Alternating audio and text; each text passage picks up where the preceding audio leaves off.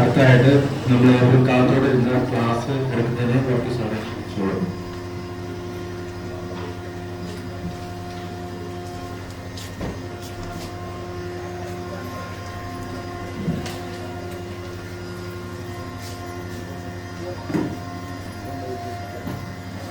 കോഴിക്കോട് ക്ഷീരപരിശീലന കേന്ദ്രത്തിന്റെ നേതൃത്വത്തിലാണ് നമുക്ക് ഇന്ന് ക്ഷീര കർഷകർക്കുള്ള പരിശീലന പരിപാടി ഇവിടെ സംഘടിപ്പിക്കുന്നത്.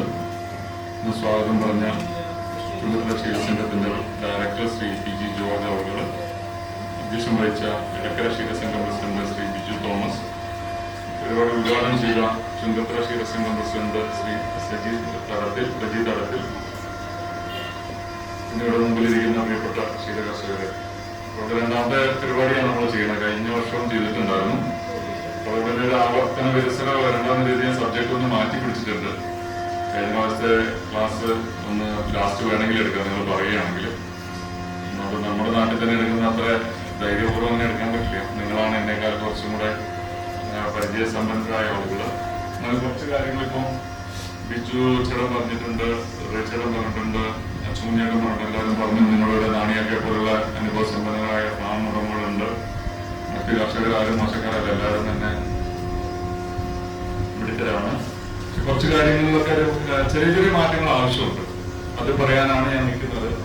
അതിലിപ്പോ ഇത് ലേറ്റസ്റ്റ് ആയിട്ട് ഞങ്ങളൊക്കെ ഞങ്ങളെ പഠിപ്പിച്ച ഒരു ഭാഗമാണ് ഈ തീറ്റക്രം. അതിപ്പോ ഒരു 3 പേര് പറഞ്ഞു.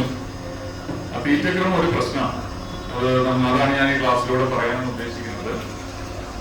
നമ്മുടെ ഇപ്പം പശു വളർത്തല് പോരായ്മകളൊന്നുമില്ല, എന്നാലും ഉണ്ടോ എന്ന് വെച്ചാൽ ഈ ക്ലാസ് കാണുമ്പോൾ നിങ്ങൾ ചിന്തിക്കുക, നിങ്ങൾക്ക് എന്തെങ്കിലും മാറ്റങ്ങൾ ആവശ്യമുണ്ടോ. പോഷകാഹാരം ഇപ്പൊ നമ്മൾ പശുക്കളെ സംബന്ധിച്ചിടത്തോളം നമ്മളാണെങ്കിലും നമ്മൾ വളർത്തുന്ന മൃഗങ്ങളാണെങ്കിലും അവർക്കെല്ലാം കൃത്യമായ ഒരു ആഹാരക്രമം ആവശ്യമുണ്ട്. ഇതിപ്പോ ഈ പെറ്റുകളൊക്കെ ഇപ്പൊ പൂച്ചയ്ക്ക് പോലും ഇല്ല, വീട്ടിലിപ്പോ പൂച്ചയാണെങ്കിലും വലിയ ഡിമാൻഡുള്ളതാണ്. നായ്ക്കളാണെങ്കിലും എല്ലാം തന്നെ ഭയങ്കര നമ്മളെക്കാൾ ശ്രദ്ധാപൂർവ്വമാണ് നമ്മൾ ഇവരെയൊക്കെ വളർത്തുന്നത്. അപ്പോ 5000-10,000 വാങ്ങുന്ന നായ്ക്കുട്ടികൾ അല്ലെങ്കിൽ പൂച്ചക്കുട്ടികളെയൊക്കെ നന്നായിട്ട് നോക്കുന്ന നമ്മൾ ലക്ഷം രൂപയുടെ പശുവിനെ അതേ തീറ്റക്രമത്തിൽ തന്നെ പരിപാലിക്കേണ്ടതുണ്ട്. നേരത്തെ ഇപ്പൊ പറഞ്ഞത് എല്ലാവരും പറഞ്ഞില്ലേ, പണ്ട് നമ്മൾ എന്തിനായിരുന്നു പശുവിന് ഇങ്ങനെ തീറ്റ കൊടുത്തോണ്ടിരുന്നത്? അന്ന് നമ്മുടെ ആവശ്യം ചാണകമായിരുന്നു അല്ലെ, കൃഷിയും പറമ്പിലേക്കുള്ള ചാണകമായിരുന്നു. പാലൊക്കെ അത്രയ്ക്ക് ഒരു പ്രാധാന്യം, വീട്ടാവശ്യമല്ലാതെ ഇതില്ലായിരുന്നു. അപ്പൊ നമ്മളിങ്ങനെ തീറ്റ കൊടുത്തോണ്ടിരുന്നു, അതങ്ങനെ ചാണകം ഇട്ടുകൊണ്ടിരുന്നു. ഇപ്പൊ നമുക്ക് പാലാണ് ആവശ്യം, ചാണകത്തിന് 2ാം സ്ഥാനമേ ഉള്ളൂ. അപ്പൊ ചാണകമല്ല നമ്മുടെ പ്രധാന ലക്ഷ്യം എന്ന് പറഞ്ഞുകൊണ്ട് നമുക്ക് എന്തിനാണ് തീറ്റ കൊടുക്കുന്നത് വെച്ചാൽ ഒന്നാമത്തെ വളർച്ചയ്ക്ക്, അതുപോലെ തന്നെ പാലുൽപാദനത്തിന്, പിന്നെ പ്രത്യുൽപാദനം, ആരോഗ്യ സംരക്ഷണത്തിനൊക്കെയാണ് കൊടുക്കുന്നത്. അവർക്ക് ഊർജം വേണം, പ്രോട്ടീൻ വേണം, ഇങ്ങനെയൊക്കെയാണ് ആവശ്യം. പിന്നെ രോഗപ്രതിരോധ സംവിധാനം ഒരുക്കണം. പ്രധാന പോഷകങ്ങളിൽ ഒന്ന് വെള്ളമാണ്. കൃത്യമായിട്ട് ഇപ്പം നന്നായിട്ട് വെള്ളം വേണം. പിന്നെ ധാതുലവണ മിശ്രിതം വേണം. പിന്നെ കാലിത്തീറ്റ വേണം, പുല്ല് വൈക്കോല് വേണം. ഇനി നിങ്ങളുടെ മനസ്സിലേക്കൊക്കെ വരേണ്ട ഒരു കാര്യം എന്ന് പറഞ്ഞു കഴിഞ്ഞാൽ, നമ്മളിനി അങ്ങനെ പരത്തിയും ചെയ്തിട്ട് കാര്യമില്ല. കൃത്യമായിട്ട് കാര്യങ്ങൾ ചെയ്താലേ ലാഭം ഉണ്ടാവുള്ളൂ എന്നാണ് ശാസ്ത്രീയമായിട്ട്. അതാണ് പ്രിസിഷൻ ഡയറി ഫാമിംഗ് എന്നാണ് നമ്മൾ ഇനി എടുക്കേണ്ട വാക്കുകൾ. കൃത്യതയുള്ള കൃഷി. എല്ലാത്തിനും കണക്ക് പറയണം. അതായത് നമ്മളെടുക്കുന്ന ജോലിക്കും നമ്മൾ വളർത്തുന്ന പശുവിന്റെ നമ്മൾ മുടക്കിയ പൈസ, നമ്മൾ കൊടുക്കുന്ന തീറ്റ, എല്ലാത്തിനും നമുക്കൊരു കൃത്യത ഉണ്ടായിരിക്കണം.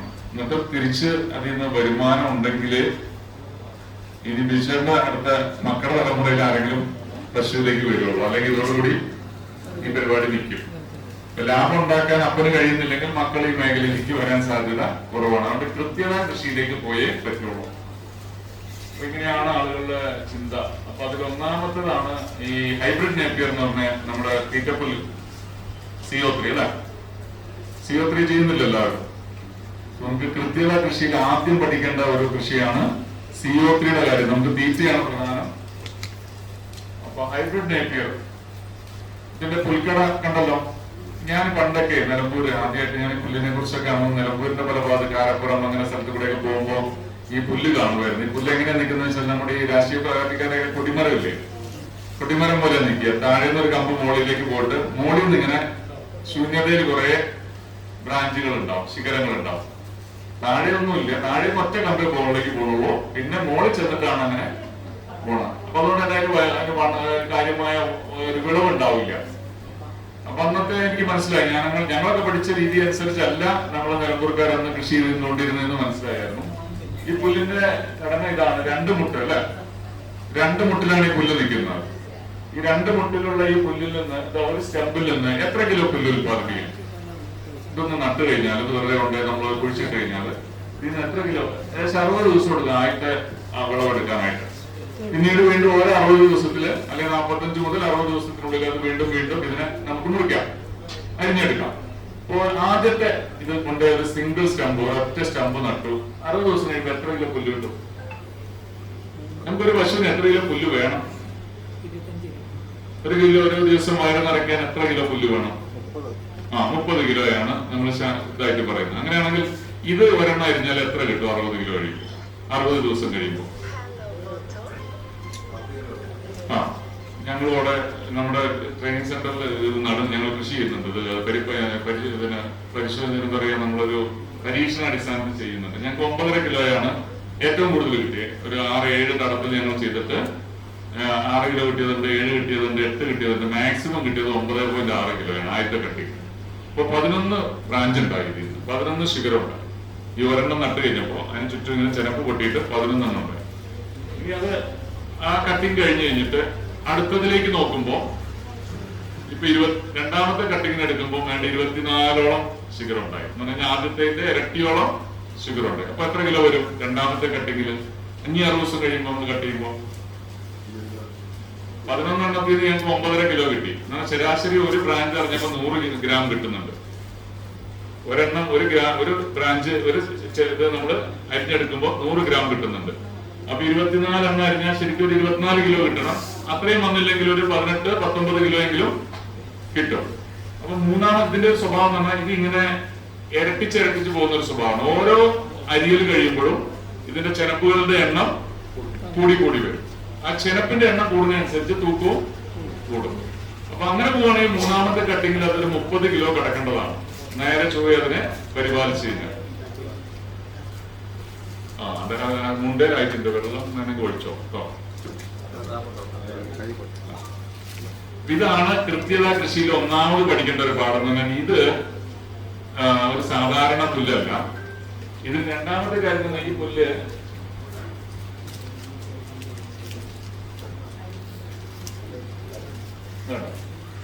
ഇതിനകത്ത് പ്രോട്ടീൻ കണ്ടന്റ് എന്ന് പറയുന്നത് നമ്മള് 10% ഡ്രൈ മാറ്ററിൽ പ്രോട്ടീൻ ഉള്ളൊരു പുല്ലാണ്. എന്ന് പറഞ്ഞാൽ നമ്മുടെ KS supreme, Kerala feed elite, Milma ഗോൾഡിലൊക്കെ ഉള്ളത് 18% പ്രോട്ടീനാണ്. അപ്പൊ നമ്മുടെ CO3 10% പ്രോട്ടീൻ ഉണ്ട്. ഉണങ്ങിയ കേട്ടോ, പച്ചക്കല്ല ഉണങ്ങിയ. ഈ CO3 അങ്ങ് ഉണങ്ങിയിട്ട് പശുവിന് കൊടുക്കുകയാണെങ്കിൽ ഇതിനകത്ത് 10%, എന്നാൽ KS കൊടുക്കുന്നതിന്റെ പകുതി പ്രോട്ടീൻ ഇതിനകത്തുണ്ട്. അപ്പൊ പച്ചക്കാണെങ്കിൽ അതിനകത്ത് വെള്ളം ഉള്ളത് കൊണ്ട് വെള്ളത്തിന് 7 കിലോയോളം CO3 സമം 1 കിലോ കാലിത്തീറ്റയാണ് പ്രോട്ടീൻ കണ്ടന്റ് അനുസരിച്ച്. അപ്പൊ നേരെ ചൊവ്വേ CO3 പരിപാലിച്ച് നട്ട് കൊടുക്കുകയാണെങ്കിൽ പ്രോട്ടീൻ ഇതിൽ നിന്ന് നമുക്ക് കൊടുക്കാൻ പറ്റും. 10.7% ഡ്രൈ മാറ്ററിൽ പ്രോട്ടീൻ ഉള്ള ഒരു പ്രോഡക്റ്റ് ആണ് നമ്മുടെ CO3. ഒരു മിനി കാലിത്തീറ്റയാണ്, ചെറിയ കാലിത്തീറ്റയാണ്. അപ്പൊ നിങ്ങളെല്ലാം ശരിക്കും പറഞ്ഞു കഴിഞ്ഞാൽ ഇതിന്റെ 1 സ്റ്റെമ്പെങ്കിലും അല്ലെങ്കിൽ ഒരു 10 സ്റ്റെമ്പെങ്കിലും നേരെ ചൊവ്വേ നിങ്ങൾ വീട്ടിൽ കൃഷി ചെയ്യണം. വെറുതെ കൊണ്ട് കുത്തി വെച്ചിങ്ങനെ വേലി നാട്ടി വരെ ചെയ്തിട്ട് കാര്യമില്ല. ഇത് ചെയ്യേണ്ട രീതിയിൽ അതിനെ ചെയ്ത്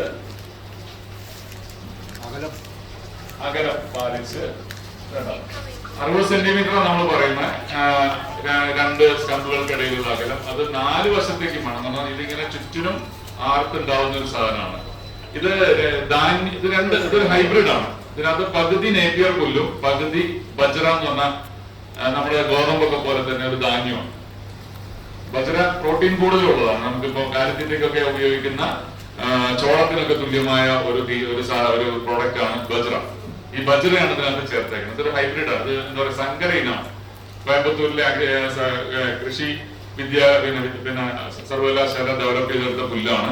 ഇതിനെയൊക്കെ നമ്മൾ നിസ്സാരമായിട്ടാണ് കാണുന്നത്. കാരണം ഇതിന്റെയൊക്കെ ഒരു പ്രാധാന്യം മനസ്സിലാക്കാതെ പുല്ല് നട്ടോന്ന് വെച്ചാൽ നട്ടു കുറെ ഉണ്ട് താരം. പക്ഷെ അരിഞ്ഞാലോട്ട് ഇത് നടുന്നത് പോലെ തന്നെ പ്രധാനപ്പെട്ടതാണ് ഇതിന്റെ അരിയലും. ഈ നടുന്നതും ഇങ്ങനെ നടാം. അല്ലെങ്കിൽ ഞാനിപ്പം പറയുന്ന ഇതിന്റെ ഒരു കൃഷി ഞങ്ങളവിടെ ചെയ്യുന്നതല്ല, ഒരു വലിയ തടവെടുത്തിട്ട് 60 സെന്റിമീറ്ററിന്റെ ഇതുള്ള തടം എടുത്തിട്ട് വാഴയ്ക്ക് ചെയ്യുന്ന വാഴക്കൃഷി ചെയ്യുമ്പോൾ തന്നെ ഒരു ചെറിയ കുഴിയെടുത്ത് അതിനകത്തേക്ക് ഇറക്കി വെച്ച് പിന്നീട് ഒന്നാമത്തെ അരിയലില് എല്ലാ കട്ടിങ്ങും ഈ മുട്ടിന് മുകളിൽ വരണം. ഇവിടുത്തെ മോഡൽ ഇവിടെ ഈ അരിഞ്ഞ മോഡലിൽ തന്നെ ഇത് അരിയണം. ഒരു കാരണവശാല വെട്ടുകത്തി എടുത്തിട്ട് വെട്ടിപ്പറിക്കരുത്. ഇപ്പം അങ്ങോട്ട് പറമ്പിലോട്ട് ഇറങ്ങി കുറച്ച് പുല്ലും ഉണ്ടാക്കിക്കൊള്ളാം കൊണ്ട് വെട്ടുകത്തി എടുത്തിട്ട് ഇതിന്റെ മണ്ടക്കിട്ട് വെറുതെ പണിക്കരുത്. ഇത് അരിഞ്ഞെടുക്കണം, വളരെ കൃത്യമായിട്ട് അരിഞ്ഞെടുക്കണം. നാണയൊക്കെ കുറെ പശുക്കളുണ്ട്, പറ്റൂല. ഈ ചെറുകിട കർഷകർക്കൊക്കെ മര്യാദയ്ക്ക് നട്ടു കഴിഞ്ഞാല് 10 കിലോ ഒരു മൂന്നാമത്തെ 2 കട്ടിങ് കഴിയുമ്പോൾ എന്തായാലും ഇത് 15 കിലോയുടെ ആവറേജ് കപ്പാസിറ്റിയിലേക്ക് വരും. അങ്ങനെയാണെങ്കിൽ ഇവരുടെ ഒരു പശുവിന്, നമ്മുടെ ഒരു പശുവിന് 2 പുൽക്കട മതിയാവും. 2 പുൽക്കട കഴിഞ്ഞാൽ നിങ്ങൾക്ക് ഒരു പശുവിനുള്ള ഒരു ദിവസത്തെ തീറ്റ കിട്ടും. പിന്നെ അങ്ങനെ തന്നെ ശീലിച്ച് പഠിക്കണം. ഒന്നാം സ്ഥലത്തിന്റെ കുറവുണ്ട്, നമുക്ക് പിന്നെ അധ്വാനം നോക്കാൻ ആളില്ല, പിന്നെ വെള്ളത്തിന്റെ ക്ഷാമമുണ്ട്, എല്ലാ പ്രശ്നങ്ങളും ഉള്ളതുകൊണ്ട് ചെയ്യുന്നത് നല്ല രീതിയിൽ ചെയ്ത് ഒരു സ്റ്റെമ്പെങ്കിൽ ഒരു സ്റ്റെമ്പ് നന്നായിട്ട് ചെയ്ത്, അല്ലെങ്കിൽ 10 കടയാണ് നടന്നെങ്കിൽ 10 നട്ട് അതിനെ കൃത്യമായിട്ട് എങ്ങനെ നിങ്ങൾ വാഴ പരിപാലിക്കുന്നോ അതുപോലെ ഇതിനെ പരിപാലിച്ചു കൊണ്ടുപോവുകയാണെങ്കിൽ ഇത് നിങ്ങൾക്കൊരു വലിയ തീറ്റയുടെ ഒരു സുരക്ഷിതത്വം നിങ്ങൾക്ക് തരും. ഒരുപാട് പിന്നെ സ്ഥലത്ത് ചെയ്യുക, അതുപോലെ പിന്നെ ഏക്കർ കണക്കിന് പുല്ലൊക്കെ ചെയ്യുക എന്ന് പറഞ്ഞാൽ ഭയങ്കര മെനക്കേടാണ്. സാമ്പത്തിക നഷ്ടമുണ്ട്, നല്ല ഇൻവെസ്റ്റ്മെന്റ് ഉണ്ട്. പുല്ല് കൃഷി ചെയ്ത് കഴിഞ്ഞാൽ പോരല്ലോ, അതിനെ പരിപാലിക്കണം, അവിടെ പണിക്കാർ വേണം, അവിടെ ഇടവേള ചെയ്യണം, അതൊക്കെ ഒത്തിരി നമുക്ക് ചെലവ് കൂടുതലാണ്. ഇനിയുള്ള കാലത്തൊന്നും നമുക്ക് പണിക്കാരുടെ പണിക്കൂലി ഭയങ്കര കൂടുതലാണ്. നമുക്കൊരു പണിക്കാരെ വെച്ചിട്ടൊന്നും ഒരു കാര്യം ചെയ്യാൻ പറ്റാതെ ചെയ്തിട്ട് കാര്യമില്ല. ഇപ്പൊ ഫാമൊക്കെ നടത്തി നാണിയൊക്കെ ഞങ്ങളൊക്കെ ചെയ്യുന്നതാണ്, ഞാനൊക്കെ ചെയ്യുന്നത്. നമ്മൾ കൈകൊള്ളുന്ന എവിടെയാണ്? ഒരു പണിക്കാരൻ വരും, അവനുള്ള കൂലി കൊടുക്കാനാണ് പ്രധാനമായിട്ടും. അല്ലെ പണിക്കാരനെ നിലനിർത്തി കൊണ്ടുപോകുക എന്നുള്ളതാണ് നമ്മൾ തന്നെ ചെയ്യാൻ ലാഭമാണ്. ഒരാളവിടെ പണിക്ക് വന്ന അവരുടെ പണി എടുക്കൂല്ല, നമ്മുടെ കാശ് പോകും. അതുകൊണ്ട് തന്നെ കഴിയുന്നതും നമ്മൾ തന്നെ അങ്ങ് കൈകാര്യം ചെയ്യാം. അപ്പൊ എന്ന് വെച്ചാല് 2 പുൽക്കട അരിഞ്ഞ് നമുക്കൊരു പശുവിനെ കൊടുക്കാൻ വേണ്ടി നമുക്ക് അത്ര ബുദ്ധിമുട്ടായിട്ട് തോന്നില്ല. ഒരു രാവിലെ തൊട്ട് ഉച്ചവരെ പുല്ലരിയാൻ പോകുന്ന അതൊരു സുഖമുള്ള പണിയല്ലതാണ്. ഉള്ള സ്ഥലത്ത് നിങ്ങൾ നല്ല സ്റ്റമ്പ്, ഇതിനെ നടുമ്പോഴും നല്ല കരുത്തുള്ള സ്റ്റമ്പ് കിട്ടണം. നിങ്ങൾക്ക് എവിടെയാ നല്ല പുൽക്കട ഉള്ളതെന്ന് വെച്ചാൽ നോക്കിയിട്ട് നല്ല വണ്ണവും നല്ല സ്ട്രോങ് ആയിട്ട് നല്ല കരുത്തുള്ള പുൽക്കട കൊണ്ട് നട്ട് നിങ്ങൾ നോക്കൂ. ഞാനിപ്പോ അവിടെ ചെയ്യുന്നുണ്ട്. ഞങ്ങളവിടെ നമ്മുടെ പിള്ളേരുണ്ട്, അവിടെ പുതുതായിട്ട് സർക്കാർ സർവീസിലേക്ക് വരുന്ന കുട്ടികൾ അവിടെയാണ് ട്രെയിനിങ് 8 മാസം. അപ്പൊ അവരാണ് ആ കൃഷിയൊക്കെ ചെയ്യുക. അവരെ ഞങ്ങൾ പഠിപ്പിച്ചു വിടാൻ ഇതിന്റെ എന്ത് ഈൽഡ് കിട്ടും. നമ്മൾ ഓരോ കട്ടിങ് കഴിയുമ്പോൾ ഞങ്ങളത് അളന്ന് നോക്കുന്നുണ്ട്. അതിന് കാര്യമായ വളപ്രയോഗം ഇതിനില്ല. ഒരു കട്ടിക്കഴിഞ്ഞാൽ എന്താ ചെയ്യാ, കുറച്ച് ചാണകത്തിന്റെ സ്ലറി ഒഴിച്ചു കൊടുക്കുന്ന, പിന്നെ മണ്ണ് അടുപ്പിച്ചു കൊടുക്കും. ഓരോ കട്ടിങ് കഴിഞ്ഞാലും ചെയ്യാം. തെങ്ങിന്റെ തടത്തിന്റെ പുറത്ത് ഇതിലധികം വേര് പടലൊന്നുമില്ല. ഇത് നേരെ ഒരു ചെറിയ ഒരു റേഞ്ചിലെ വേരുള്ളൂ, അല്ലാതെ അങ്ങോട്ട് പോയി തെങ്ങിന്റെ വളമൊന്നും എടുക്കത്തില്ല. ചെയ്യാം. ഇവിടെ ഈ മുട്ടിൽ നിന്ന് ഇവിടെ ഇതിന് മുകളിൽ അരിഞ്ഞു കഴിഞ്ഞാൽ ഇനി ഈ അടുത്ത ചെനപ്പ് പൊട്ടാൻ പോകുന്നത് ഇവിടുന്നാണ്. ഈ മണ്ണിന് മുകളിൽ നിൽക്കുന്ന ഈ മുട്ടിൽ നിന്നാണ് ചെനപ്പ് പൊട്ടുക. ഈ 11 എണ്ണം പൊട്ടുന്നത് ഇതിൽ നിന്നാണ്. പൊട്ടുമ്പോ ചെനപ്പ് മുകളിലോട്ടും വേര് താഴോട്ടും ഒക്കെയാണ്. ഈ വേരിന് മണ്ണ് വേണം, എന്നാലാണ് ഈ പറയുന്ന ഒരു ചെനപ്പിൽ നിന്ന് 100 ഗ്രാം കിട്ടുന്നത്.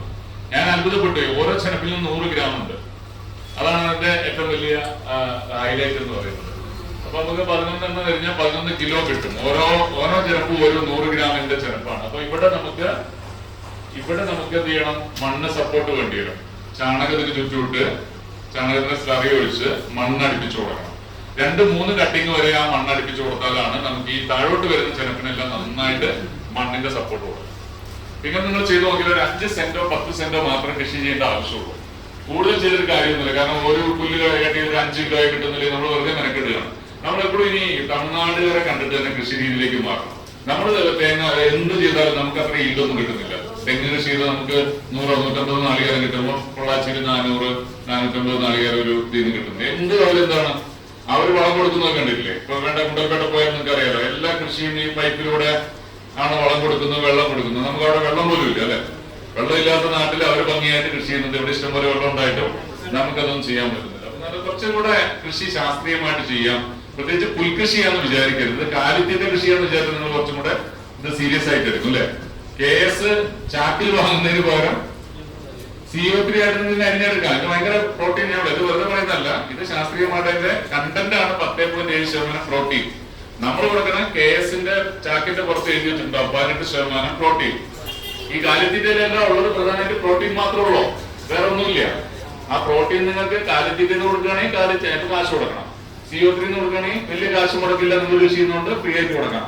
ഒരു 10-30 കിലോ CO3 കൊടുത്ത് നോക്കിയാൽ നിങ്ങൾക്ക് കാലിത്തീറ്റയുടെ അളവ് സുഖമായിട്ട് കുറയ്ക്കാൻ പറ്റും. ഈ കാലിത്തീറ്റയിലേക്ക് കണ്ടമാനം അങ്ങോട്ട് ഡിപ്പെൻഡ് ആവാതെ ഇതുപോലെയുള്ള കാര്യങ്ങൾ ഉപയോഗിക്കുക എന്നതാണ് കാര്യം.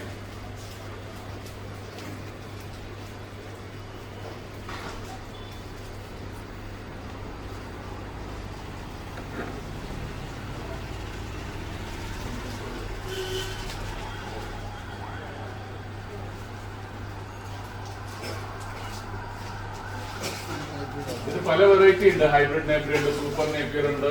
ഏത് വേണമെങ്കിലും എടുക്കാം. സ്റ്റെമ്പ് നമുക്ക് ഇവിടെ തന്നെ നല്ല കൃഷിക്കാരെടുത്ത് ഉണ്ടാവും, അല്ലെങ്കിൽ ഡിപ്പാർട്ട്മെന്റ് നമ്മുടെ ശീലകൃഷ്ണ വകുപ്പ് എല്ലാ ജൂണിലും ഒക്കെ ഇവിടെ സൊസൈറ്റി ഇറക്കി കൊടുക്കും. കഴിയുമെങ്കിൽ അത് നോക്കി നിൽക്കണ്ട, അത് ചിലപ്പോൾ നല്ല സ്റ്റെമ്പാണെന്ന് നിർബന്ധമില്ല. ഇവിടെയൊക്കെ ഉണ്ടെങ്കിൽ അത് സൊസൈറ്റിയിൽ അന്വേഷിച്ചാൽ കിട്ടും. ഏതെങ്കിലും ഒരു കർഷകന്റെ കയ്യിൽ ഇല്ലെങ്കിൽ നമുക്ക് പാലക്കാട് നിന്ന് എന്ത് ചെയ്യണം, സംഘങ്ങൾ പോയി പിന്നെ നേരത്തെ ഈ ധോണി ഫാമിലാണ് ഇതിന്റെ ഏറ്റവും നല്ല സ്റ്റെമ്പ് കിട്ടുന്ന സ്ഥലം. ഞങ്ങൾ അവിടെ പോയിട്ട് പ്രാവശ്യം കൊണ്ട് നല്ല കരുത്തുള്ള നല്ല സ്റ്റെമ്പ്. അപ്പൊ എല്ലാ വെറൈറ്റിയും കിട്ടും. സൂപ്പർ നേപ്പിയർ ഉണ്ട്, ഹൈബ്രിഡ് നേപ്പിയർ ഉണ്ട്, റെഡ് നേപ്പിയർ ഉണ്ട്, പലതുണ്ട്. രണ്ടോ ഏതെങ്കിലും ഒരു സൊസൈറ്റിക്കാരെയും പോയിട്ട് കൊണ്ടുവന്നിട്ട് കാശിന് അങ്ങനെ കൊടുത്തോ. ഒരു സ്റ്റെമ്പിന് നല്ല വിലയുണ്ട് കേട്ടോ, 4 രൂപ 5 രൂപയൊക്കെ അവർ മേടിക്കുന്നത്. പക്ഷെ അങ്ങനത്തെ കൊണ്ടുവന്ന് നട്ട് കഴിഞ്ഞാൽ നിങ്ങൾക്ക് തന്നെ പിന്നീട് അത് കട്ട് ചെയ്തിട്ട് നിങ്ങൾക്ക് കൂടെ ചെയ്യാവുന്നേ ഉള്ളൂ. ഇത് ഓരോ വെറൈറ്റി നമ്മൾ മെച്ചപ്പെടുത്തി കൊണ്ടുവരുന്നതാണ്. ഈൽഡ് കൂടും. അതായത് നേരത്തെ നമ്മൾ പറഞ്ഞപ്പോ 10 കിലോ 20 കിലോ 30 കിലോ എന്നുള്ളത് സൂപ്പർ നേപ്പിയറൊക്കെ വരുമ്പോൾ അതിന്റെ കൂടെ ഒരു 1.5 ഇരട്ടിയാവും, 15 കിലോ ആയിട്ട് കിട്ടും. കാരണം ഒരു സൂപ്പർ നേപ്പിയറിന്റെ സ്റ്റെമ്പ് എന്ന് പറയുന്നത്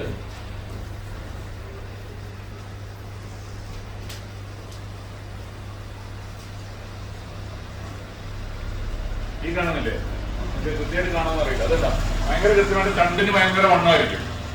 ഒരു തണ്ട് തന്നെ ഇപ്പൊ 100 ഗ്രാമിന് പകരം 120-130 ഗ്രാമിലേക്കൊക്കെ വരും. അപ്പൊ കുറച്ചും കൂടെ എന്താ പറയുക കൂടുതൽ കിട്ടും. ഒരെണ്ണം അരിഞ്ഞു കഴിഞ്ഞാൽ അരിയാനും കുറച്ചും കൂടെ എളുപ്പമാണ്. ഇത് വളരെ കൃത്യമായിട്ട് തണ്ടായിട്ട് തന്നെയാണ്, പുല്ലായിട്ടല്ല കാണുക. നല്ല സോഫ്റ്റ് തണ്ടാണ്, താഴെ വരെ സോഫ്റ്റ് ആണ്. മറ്റേന്ന് വെച്ചാൽ താഴേക്ക് എത്തുമ്പോൾ ഹാർഡാവും. ഈ സൂപ്പർ നേപ്പിയർ ഒക്കെ എന്ന് പറഞ്ഞാൽ ഭയങ്കര സോഫ്റ്റ്. പക്ഷെ ഇതിനെന്താ വെച്ചാൽ അധികം കാലം 2 വർഷം വരെ നിൽക്കത്തില്ല. CO3 നട്ട് കഴിഞ്ഞാൽ ഒരു 3 വർഷത്തിലേറെ നമുക്ക് മാറ്റണ്ട, പറിച്ച് നടണ്ട. പക്ഷെ ഇതിന് ലൈഫ് കുറവാണ്. ഇതിൽ 1 വർഷം 2 വർഷം കഴിയുമ്പോഴത്തേക്കും പറിച്ചിട്ട് പുതിയ സ്റ്റെമ്പ് നടേണ്ടി വരും. പക്ഷെ ഭയങ്കര ഈൽഡാണ് അത്. അതുപോലെ തന്നെയുണ്ട് റെഡ് നേപ്പിയർ, ചുമന്ന നേപ്പിയർ.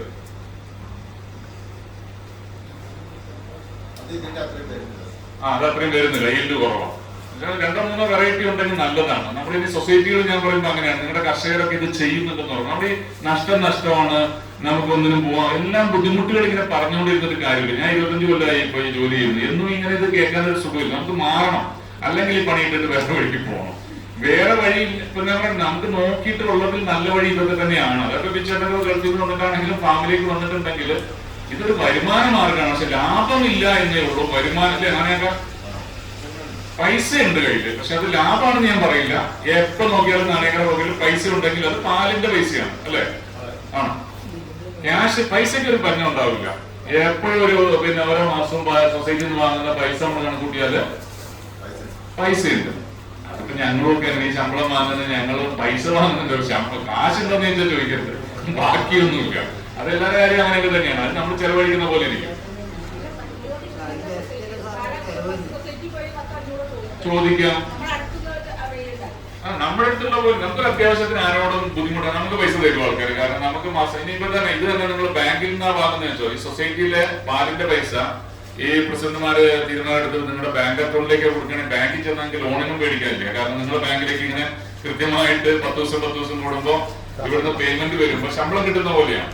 അപ്പൊ നിങ്ങളൊരു ബാങ്കിന്റെ ഒരു നല്ല അംഗീകരിക്കപ്പെട്ട ഒരു കസ്റ്റമറായി മാറും. അപ്പൊ നിങ്ങൾ ലോൺ ചോദിച്ചാൽ അവർ തരാൻ നിങ്ങൾക്ക് വരുമാനമുണ്ട്. അത് മിച്ചമുണ്ടോന്നല്ല ബാങ്ക് നോക്കുന്നത്, നിങ്ങളുടെ അക്കൗണ്ടിലേക്ക് കൃത്യമായിട്ട് പൈസ വരുന്നുണ്ടെങ്കിൽ നിങ്ങൾക്ക് ഒരു ലോൺ കിട്ടും. അപ്പൊ ഇതൊരു നല്ല മേഖലയാണ്, പക്ഷെ ലാഭകരമല്ല എന്നുള്ളതാണ് പ്രശ്നം. ഞാൻ പറയുന്നത് ഈ CO3 കൃഷി ചെയ്തിട്ട് എന്ത് ചെയ്യണമെന്ന് വെച്ച് കഴിഞ്ഞാൽ നിങ്ങളിപ്പോ സൈലേജിന്റെ കാര്യം കൂടെ പറയുന്നത് കേട്ടോ. നമ്മളിപ്പോ സൈലേജിന്റെ വണ്ടി നോക്കിയിരിക്കുകയാണ്, അല്ലെ? ചിലപ്പോൾ അത് വരൂല.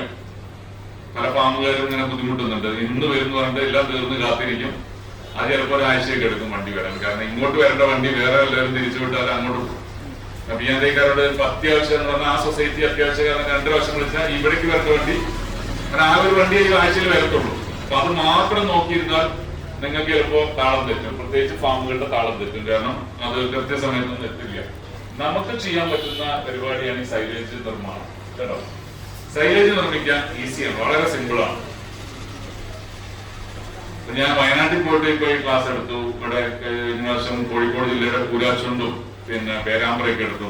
അതിൽ എനിക്ക് തോന്നുന്നത് ഞാൻ എടുത്ത ക്ലാസ്സിൽ ഏറ്റവും ആളുകൾ ഇഷ്ടപ്പെട്ട ഒരു കാര്യം എന്നാൽ സൈലേജ് നിർമ്മാണം എത്ര സിമ്പിൾ ആണെന്ന് മനസ്സിലാക്കിയിട്ടുള്ളൂ. എല്ലാവരും തന്നെ സൈലേജ് സ്വന്തം നിർമ്മിച്ചാൽ എന്താണെന്ന് ചിന്തിക്കുന്നത്.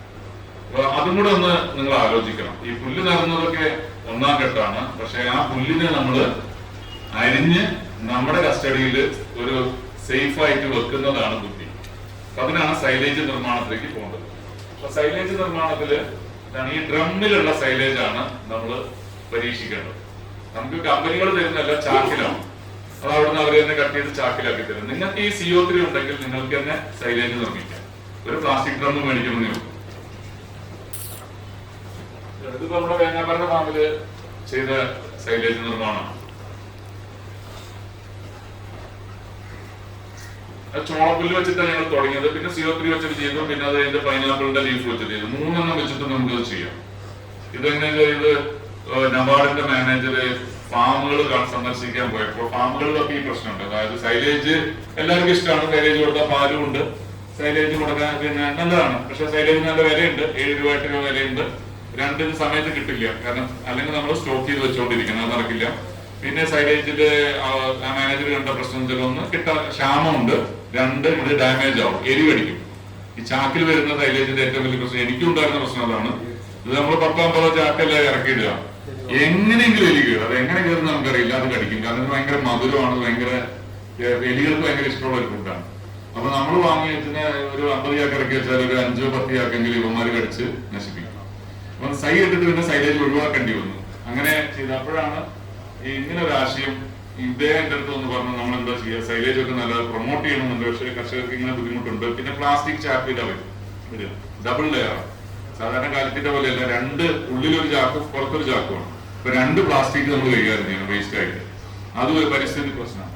അപ്പൊ അതിനൊക്കെയുള്ള ഒരു പരിഹാരമാണ് സൈലേജ് നമ്മൾ ഡ്രമ്മിൽ നിർമ്മിക്കുന്നത്.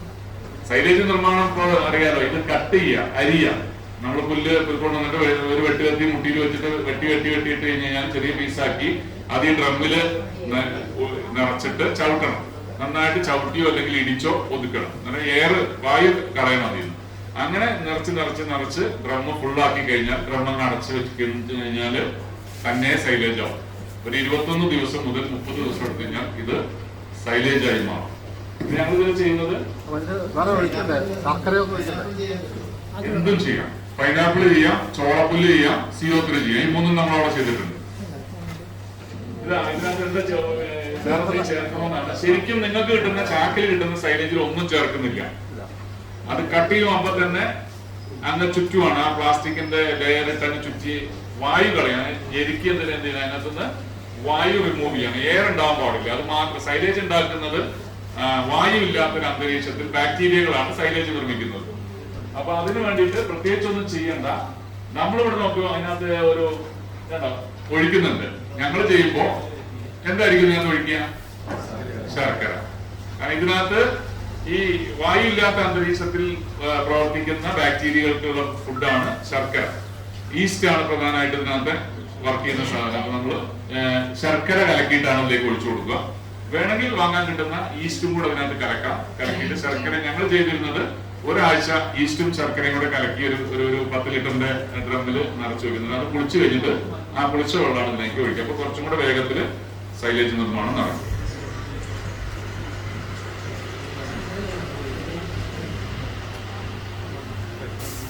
ഇതുപോലെ എന്തെങ്കിലും ഒരു ഇടിമുട്ടി എന്തെങ്കിലും വെച്ചിട്ട് ഇതിനെ നന്നായിട്ട് ഇടിച്ച് അത് എന്ത് ചെയ്യണം, പ്രസ് ചെയ്യണം. അതിനകത്ത് എയർ കളയണം, അല്ലെങ്കിൽ മൂപ്പൽ വരും.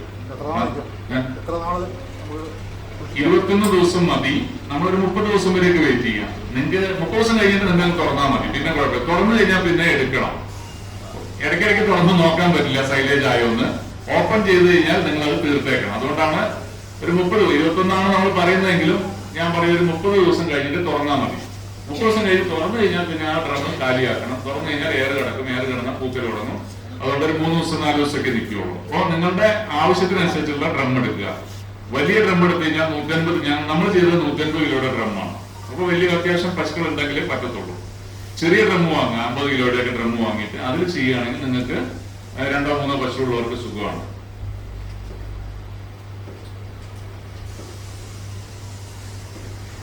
ഇത് ഇതുകൊണ്ടുള്ള ഗുണം എന്ന് പറയുന്നത്, ഒന്ന്, ഇപ്പൊ ഞങ്ങളവിടെ നമുക്ക് ഇത് ഒരു 10 20 ഡ്രമ്മില് സൈലേജ് ഉണ്ടെങ്കിൽ ടെൻഷൻ ഇല്ല.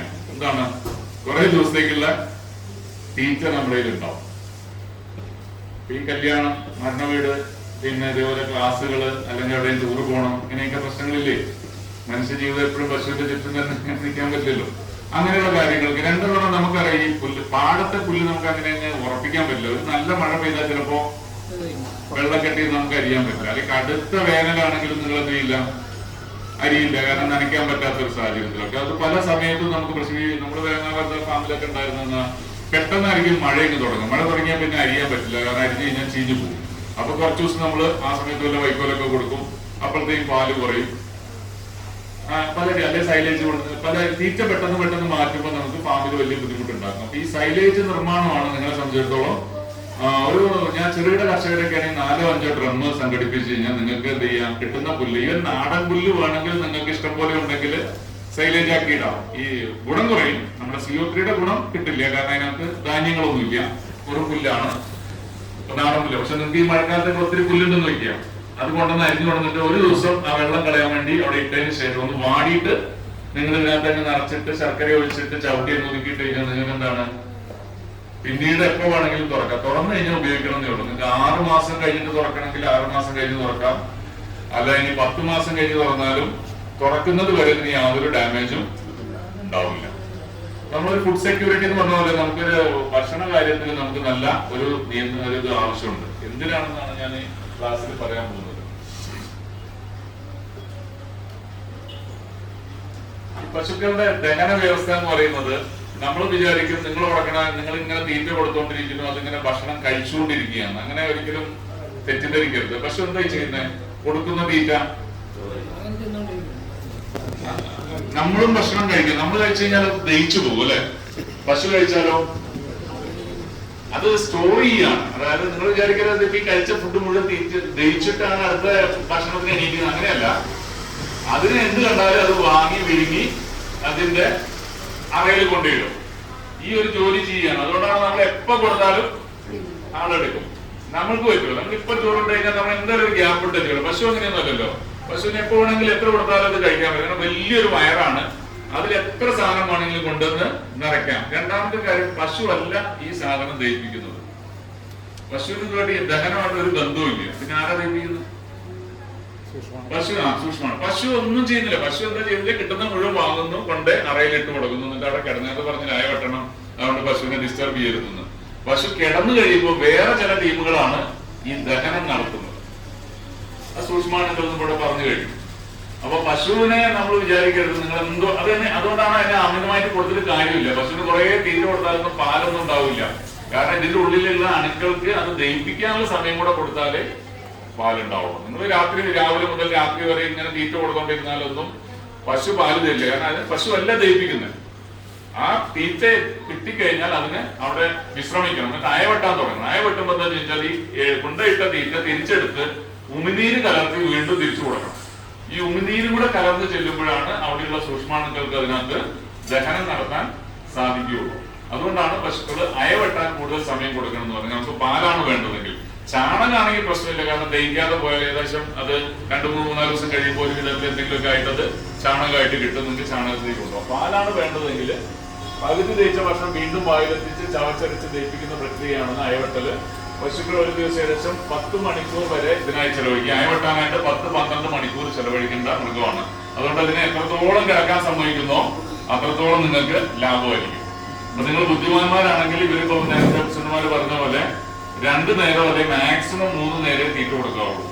തീറ്റ കൊടുക്കുക, അവിടുന്ന് സ്ഥലം വിടുക, പശുവിന്റെ അടുത്തേക്ക് പോകാതിരിക്കുക. തീറ്റ കൊടുത്തു, അത് തിന്നു കഴിഞ്ഞു എന്ന് ഉറപ്പാക്കി കഴിഞ്ഞാൽ നിങ്ങൾ അവിടുന്ന് വേറെ എന്തെങ്കിലും പണിക്ക് പോകണം. വേറെ എവിടെയെങ്കിലും ഒക്കെ വർത്താനം പറയാനോ അല്ലെങ്കിൽ വീട്ടിലെ പണികളൊക്കെ ആ പശുവിന്റെ അടുത്തേക്ക് പോകരുത്. അവര് ദഹിപ്പിക്കാനുള്ള സമയം കൊടുക്കുക എന്നുള്ളതാണ് ബുദ്ധിമാന്മാരായ കർഷകർ ചെയ്യേണ്ടത്. അത് ദഹിച്ചു കഴിയുമ്പോൾ പിന്നെ നിങ്ങൾ കറക്കാൻ ചെല്ലുക, കറന്നിട്ട് പിന്നെ നീക്കി കൊടുത്തിട്ട് പിന്നെ അവിടുന്ന് പോവാം, പിന്നെ അങ്ങോട്ട് പോകണ്ട.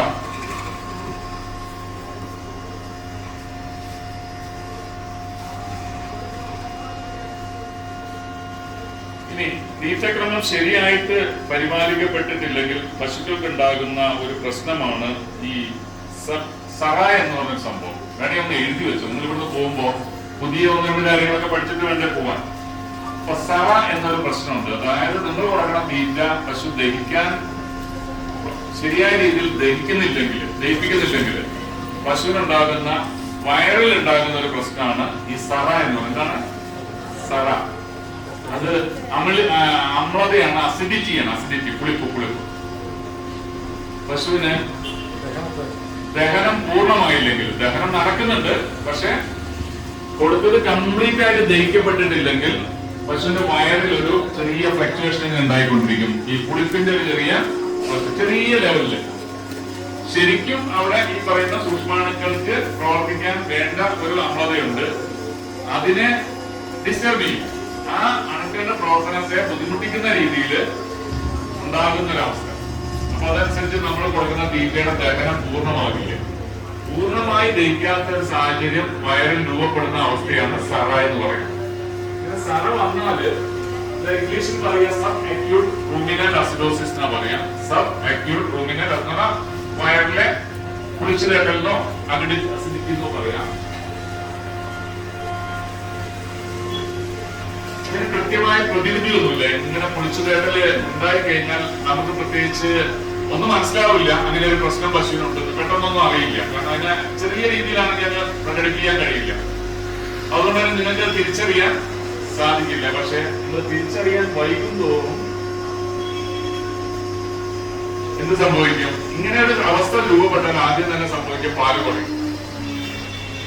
നമുക്ക് ലക്ഷണങ്ങൾ കിട്ടും. നിങ്ങൾ പക്ഷെ അത് മനസ്സിലാക്കിയിട്ടില്ല. ഇങ്ങനെ ഒരു പ്രോബ്ലം ഉള്ളതുകൊണ്ടും എന്ത് സംഭവിക്കാം? പാല് കുറയും. അല്ലെ നിങ്ങൾ പറയാൻ എന്താണ്? കാലിത്തീറ്റ മോശമാണ്, കഴിഞ്ഞ പ്രാവശ്യത്തെ നല്ല തീറ്റയായിരുന്നു, ഇപ്രാവശ്യത്തെ തീറ്റ മോശമാണ്, അല്ലെങ്കിൽ KS ആയിരുന്നു നല്ലത്, അല്ലെങ്കിൽ കേരള ഫുഡ് ആയിരുന്നു നല്ലതെന്നൊക്കെ പറഞ്ഞ് നമ്മളങ്ങനെ ഗോൾ പോസ്റ്റ് മാറ്റി കളിക്കും. പക്ഷെ യഥാർത്ഥത്തിൽ നമ്മൾ കൊടുത്ത തീറ്റ ദഹിച്ചിട്ടുണ്ടോ എന്നാണ് ആദ്യം ഒരു കർഷകൻ ഉറപ്പുവരുത്തേണ്ടത്. അങ്ങനെ കൊടുത്ത് നമ്മൾ 5 കിലോ കാലിത്തീറ്റ കൊടുത്തു, 5 കിലോയിൽ 4.5 കിലോയെ ദഹിപ്പിച്ചിട്ടുള്ളൂ. 1/2 കിലോ ദഹിക്കാതെ ചാണകത്തിൽ പോയിട്ടുണ്ടെങ്കിൽ 1/2 കിലോയുടെ പാൽ എവിടെ ഉണ്ടാവില്ല? നമ്മുടെ പാത്രത്തിൽ ഉണ്ടാവില്ല. അപ്പൊ ഒന്നാമത്തെ പ്രശ്നം ഇങ്ങനെ ദഹനത്തിൽ ഒരു ചെറിയ പ്രശ്നം, അസിഡിറ്റി പ്രശ്നം ഉണ്ടായാൽ ഉൽപാദന ശേഷി കുറയും. 2, പാലിന്റെ ഗുണനിലവാരവും കുറയുന്നു, ഫാറ്റ് കുറയും, വില കിട്ടില്ല. അപ്പൊ ഫാമിലെ ഒക്കെ പ്രശ്നമാണ്. ഞാൻ ഈ നിലവിൽ കുറെ ശ്രമിച്ചു നോക്കിയതാണ് ടെസ്റ്റിംഗ് ഒന്ന് ശക്തിപ്പെടുത്താൻ. പക്ഷെ പലപ്പോഴും അത് പരാജയപ്പെടുകയാണ്. കാരണം നിങ്ങൾക്ക് ആർക്കും നല്ല ക്വാളിറ്റി പാല്, അത്ര നല്ല ക്വാളിറ്റി പാൽ ഉത്പാദിപ്പിക്കാൻ കഴിയാത്തത് കൊണ്ട് തന്നെ ടെസ്റ്റ് ചെയ്ത് വില തന്നാൽ നിങ്ങൾ ഒരിക്കലും സന്തോഷവാന്മാരായിരിക്കില്ല. അതുകൊണ്ട് തന്നെ ഒരു ആവറേജ് വില തരാൻ എല്ലാ സംഘങ്ങളും നിർബന്ധിതരാണ്.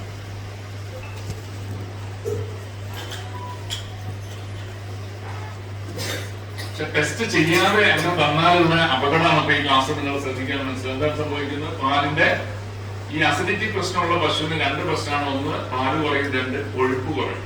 കൊഴുപ്പ് കുറഞ്ഞവിടെ സൊസൈറ്റിയിൽ വില ഉണ്ടാവില്ല. അത് രണ്ടുമാണ് തുടക്കമെങ്കിലും ഇനി പ്രശ്നത്തിലേക്ക് പോവുകയാണ്. അതിന്റെ തീറ്റയെടുക്കൽ കുറയും, അല്ലെങ്കിൽ ഇങ്ങനെ വ്യത്യാസപ്പെട്ടു. ഈ അസിഡിറ്റി വന്നു കഴിഞ്ഞാൽ പശു വേണ്ട രീതിയിൽ മുഴുവനായിട്ട് തിന്നില്ല. കാരണം കൊടുത്ത തീറ്റനെ ദഹിപ്പിക്കാൻ പറ്റാത്തതുകൊണ്ട് തന്നെ തീറ്റയെടുക്കലിന് ചെറിയ കുറവ് കാണിക്കും. അപ്പൊ ആരോഗ്യം നശിക്കും. അങ്ങനെ കുറവ് വന്നാൽ പിന്നെ അകിടി വീക്കത്തിലേക്ക് പോകാൻ സാധ്യതയുണ്ട്. കാരണം ഈ വേണ്ട പോഷകങ്ങളൊന്നും ശരീരത്തിൽ കിട്ടാത്തൊരവസ്ഥയിലാണ് അകിടി വീക്കം ഉണ്ടാവുക.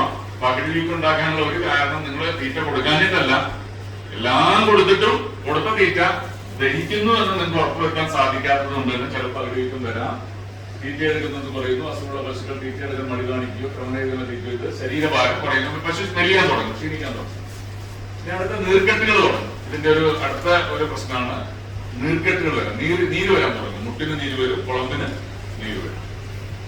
പല ഫാമിലും നമുക്കറിയാം മിക്ക പശുക്കളുടെ അടിയിൽ കുളമ്പില് മുറിവുണ്ടാവും. അത് പ്രധാനമായിട്ട് ഈ അസിഡിറ്റി ഡെവലപ്പ് ചെയ്തിട്ട് അതിന്റെ റിസൾട്ട് ആയിട്ടാണ് ഈ നീര് വരുന്നത്. മുട്ടിനാണെങ്കിലും കുളമ്പിന്. എനിക്ക് നമ്മുടെ ഫാമിൽ എന്നുള്ള പ്രശ്നമാണ്. അതിങ്ങനെ കൂറച്ചൊക്കും വെച്ച് നടക്കുകയായിരുന്നു നമ്മുടെ ഒരുപാട്. അപ്പൊ ഇതൊക്കെയായിരുന്നു പ്രശ്നം. ചേട്ടാ ഇപ്പോഴാണ് ഞാൻ ഇപ്പോഴും 5-6 മാസമായുള്ളൂ. ഞങ്ങളൊരു ക്ലാസ് യൂണിവേഴ്സിറ്റിയിലൊക്കെ പോയി എടുത്തു കഴിഞ്ഞപ്പോഴാണ് ഇത് ഇത്രയും ഭയാനകമായ ഒരു സംഭവമാണെന്ന് മനസ്സിലായത്. നമ്മൾ ഇതിനെ അവഗണിച്ചിട്ടേക്കായിരുന്നു. ഇതൊക്കെ പണ്ട് പഠിച്ചിട്ടുണ്ടെങ്കിലും ഇത് ഇത്രയും പിന്നെ ഇത് കുറച്ച് നീണ്ടു കഴിഞ്ഞാൽ പിന്നെ ചാണകം ലൂസായി പോകും, പിന്നെ ലൂസ് മോഷൻ ആയിരിക്കും സംഭവം, ചിലപ്പോ വയറ് വീർക്കും, അങ്ങനെ കുറെ പ്രശ്നങ്ങളുടെ ഭാഗമായിട്ട് വരും. തുടക്കത്തിൽ ഒന്നുമില്ല, 2 ലക്ഷണമാണ്, പാലും കുറയും ഫാറ്റും കുറയും. അതുകൊണ്ട് തന്നെ ഞാൻ പറയും, നിങ്ങളുടെ ടെസ്റ്റിംഗ് സംവിധാനത്തിൽ നിങ്ങളും കുറച്ച് ശ്രദ്ധയുള്ളവരായിരിക്കണം. നിങ്ങളുടെ പാല് പരിശോധിപ്പിക്കണം. നിങ്ങൾക്ക് ആവറേജ് വരെ തന്നോട്ടെ, സൊസൈറ്റി തരട്ടെ, അതൊന്നും ഞാൻ എതിർക്കുന്നില്ല. പക്ഷെ പരിശോധന എന്നുള്ളത് സൊസൈറ്റിയുടെ ഒരു എന്തോ നിങ്ങളെ എന്താ പറയാ ബുദ്ധിമുട്ടിക്കാനുള്ളതായിട്ട് തോന്നരുത്. നിങ്ങളുടെ പശുവിന്റെ ശരിക്കുള്ള അവസ്ഥ എന്താണെന്ന് അറിയണമെങ്കിൽ നിങ്ങളുടെ പാല് പരിശോധിക്കണം. പാല് പരിശോധിച്ചതിന് ശേഷം നിങ്ങൾക്ക് ആവറേജ് വില തരുന്നതിൽ നിങ്ങൾ സന്തോഷിക്കുക. പരിശോധിക്കാതെ നിങ്ങൾ അവരെ ഭീഷണിപ്പെടുത്തിയോ വഴക്കുണ്ടാക്കിയോ വില മേടിക്കുന്നത് നിങ്ങൾക്കാണ് അതിന്റെ ബുദ്ധിമുട്ട്. കാരണം നമുക്ക് അറിയണം നമ്മുടെ പശുവിന്റെ ഫാറ്റ് എവിടെ പോകുന്നത്. ഫാറ്റ് ഒരു കാരണവശാലും ഒരു പശുവിനും കുറയാൻ പാടില്ല. ഇളങ്കറവ് തൊട്ട് മുമ്പോട്ട് പോകുന്തോറും ഫാറ്റ് കൂടി വരാം. അത് HF ആയിക്കോട്ടെ, ജേഴ്സി ആയിക്കോട്ടെ, ഏത് ബ്രീഡായാലും തുടക്കത്തിലേ ഫാറ്റ് കുറയുള്ളൂ. ഒരു മാസം പിന്നിട്ട് കറവ് മുന്നോട്ട് പോകുമ്പോ ഫാറ്റ് കൂടണം. ഫാറ്റ് കൂടുന്നില്ലെങ്കിൽ നിങ്ങൾ കൊടുക്കണ തീറ്റ ദഹിക്കുന്നില്ല എന്ന് തന്നെ മനസ്സിലായിക്കോളൂ. ഇതിന് സറയുണ്ടെന്ന് മനസ്സിലായിക്കോളൂ. സറയുണ്ടെങ്കിൽ പിന്നെ വെറുതെയാണ് കഷ്ടപ്പെടുന്നത്. കാരണം എന്ത് കൊടുത്താലും ഇതിനകത്ത് പൂർണ്ണ ദഹനം ഇല്ല. പൂർണ്ണ ദഹനം ഇല്ലാത്തത് കൊണ്ട് തന്നെ അതിന്റെ ഉള്ളിൽ ഒരു എന്താ പറയാ ഒരു പ്രശ്നം ഇങ്ങനെ വയറിൽ കിടക്കുന്ന ഒരു പശുവിലേക്ക് നിങ്ങൾ എന്ത് ശ്രമിച്ചാലും അത് മെച്ചപ്പെടില്ല. ഇനി അടുത്ത പ്രശ്നമാണ് ജനം പിടിക്കില്ല, മതിയൊന്നും വരില്ല. കാരണം ഇത് അസ്വസ്ഥയാണ്. ഇതിന് വയറ് അറിയാലോ, നമ്മുടെ സ്ഥിതി അറിയാലോ. എല്ലാവരും എന്തിനാ ജീവിക്കുന്നത്? വയറിന് വേണ്ടിയിട്ട്. വയറ് ശരിക്കും പ്രോപ്പർ അല്ലെങ്കിൽ നമുക്ക് സന്തോഷമായിട്ടിരിക്കാൻ പറ്റും. ആ വയറിന്റെ കണ്ടീഷനാണ് എല്ലാ ജീവികളുടെയും പ്രധാനപ്പെട്ട ഒരു സ്വസ്ഥത എന്ന് പറഞ്ഞാൽ. അവര് സന്തോഷമായിട്ട് ഇരിക്കുന്നുണ്ടെങ്കിൽ, അവർ ഹാപ്പി ആയിട്ട് ഇരിക്കണമെന്നുണ്ടെങ്കിൽ അവരുടെ വയറ് കണ്ടിട്ട് നമുക്കിത് തിരിച്ചറിയാൻ 2 മാർഗമുള്ളൂ. പാലിന്റെ കാര്യം നോക്കുക, വല്ലാതെ പാല് കുറയുന്നുണ്ട്, പ്രധാനമായിട്ട് ഫാറ്റിലാണിത് കാണാൻ. അപ്പൊ നിങ്ങൾ എന്താ ചെയ്യാന്ന് പറയാം, സൊസൈറ്റിയോട് അങ്ങോട്ട് പറയണം, എന്റെ പാല് പരിശോധിക്കണം. വിലയൊന്നും കുറയ്ക്കണ്ട കേട്ടോ, വില കുറയ്ക്കാനും സമ്മതിക്കണ്ട. അതിപ്പോ നിങ്ങൾക്ക് കിട്ടുന്ന ഞാൻ ഇപ്പൊ പറയില്ല, സാറ് സൊസൈറ്റിക്കാരുടെ ഭാഗമൊന്നും പറയരുത്, അങ്ങനെയല്ല. പക്ഷെ എന്താണ് യഥാർത്ഥത്തിൽ നിങ്ങളുടെ പശുവിന്റെ പാലിന്റെ ക്വാളിറ്റി എന്താണെന്ന് നിങ്ങൾ തിരിച്ചാൽ, പാലിന്റെ ക്വാളിറ്റി ഈസ് ഈക്വൽ ടു നിങ്ങളുടെ പശുവിന്റെ ശരിക്കുള്ള ആരോഗ്യ സ്ഥിതിയാണ്. മോശം ആരോഗ്യത്തിലുള്ള ഒരു സ്ഥിതി പശുവെ മോശം പാല് തരുള്ളൂ. മോശം പാല് കിട്ടുന്നത് ഒരിക്കലും ഒരു സന്തോഷമുള്ള കാര്യമായിട്ട് എടുക്കരുത്. അതിന് സൊസൈറ്റിയുടെ നെഞ്ചത്ത് കയറിയിട്ട് കാര്യമില്ല. പശുവിനെ കറക്റ്റ് ചെയ്യണം. ചെന പിടിക്കില്ല. പിന്നെ ചെന പിടിക്കുന്നതിനൊക്കെ തടസ്സം വരും. കാരണം അതിന്റെ ഹോർമോണൽ പ്രോബ്ലംസ്, ഈ വയറിന്റെ ഈ അസിഡിറ്റി ഇങ്ങനെ നിൽക്കുമ്പോൾ തന്നെ, അതുകൊണ്ട് തന്നെ നമുക്ക് ചെന പിടിപ്പിക്കാനുള്ള മതി വരാനൊക്കെയുള്ള ഹോർമോണുകളൊന്നും വർക്ക് ചെയ്യില്ല പ്രോപ്പറായിട്ട്. കാരണം ഇതിലുള്ള പോഷകങ്ങളൊന്നും ശരിക്കും ശരീരത്തേക്ക് കൊടുക്കാൻ പശുവിന് കഴിയില്ല. അതെല്ലാം ഈ തീറ്റയിൽ നിന്നാണ് അതിനുള്ള ഘടകങ്ങളൊക്കെ ശരീരത്തേക്ക് കിട്ടുന്നത്. ഇതൊന്നും പ്രോപ്പറായിട്ട് പശുവിന്റെ ശരീരത്തേക്ക് ചെല്ലില്ല. പ്രധാനമായിട്ട് എങ്ങനെ രോഗനിർണയം നടത്തണമെന്ന് ചോദിച്ചു കഴിഞ്ഞാൽ ആകെ പറ്റുന്നത് പശുവിന്റെ ഫാറ്റ് നോക്കുക എന്നുള്ളതാണ്. നിങ്ങൾ ഓരോ മാസം പിന്നിടുമ്പോൾ ഫാറ്റ് മുമ്പോട്ടാണോ പുറകാട്ടോ. അപ്പൊ നിങ്ങൾ തന്നെ എന്ത് ചെയ്യണം, നിങ്ങളുടെ മൊത്തത്തിലുള്ള പാലിന് വിലയില്ലെങ്കിൽ നിങ്ങൾ ഓരോ പശുവിന്റെ പാലും ഈ പ്രസിഡന്റുമാരോടോ സെക്രട്ടറിമാരോടൊക്കെ റിക്വസ്റ്റ് ചെയ്തിട്ട് നിങ്ങൾ സൊസൈറ്റിയിൽ പോയിട്ട് ഒന്ന് പരിശോധിച്ച് നോക്കുക. എന്താണ് ഇതിന്റെ ശരിക്കുള്ള ഫാറ്റ് എത്രയാണ്, SNF എത്രയാണ്. ഫാറ്റിൽ പുറകോട്ടാണ് പോകുന്നതെങ്കിൽ അത് ആദ്യം കറക്റ്റ് ചെയ്ത് ശരിയാക്കി എടുത്തെങ്കിൽ മാത്രമേ പശുവിന്റെ ബാക്കി എല്ലാ പ്രശ്നവും പരിഹരിക്കാൻ പറ്റുള്ളൂ. പശുവിന്റെ പാലിന്റെ കൊഴുപ്പ് പരിശോധിക്കാനാണ് നമുക്ക് ശാസ്ത്രീയമായിട്ട് നമുക്ക് ഇതിനെ എങ്ങനെ പരിഹരിക്കണം എന്ന് ചോദിച്ചു കഴിഞ്ഞാൽ ചെയ്യാൻ പറ്റുക. പാലിന്റെ കൊഴുപ്പിന്റെ അളവ് കുറയുന്നത് സറയുടെ നേരിട്ടുള്ള ലക്ഷണമാണ്.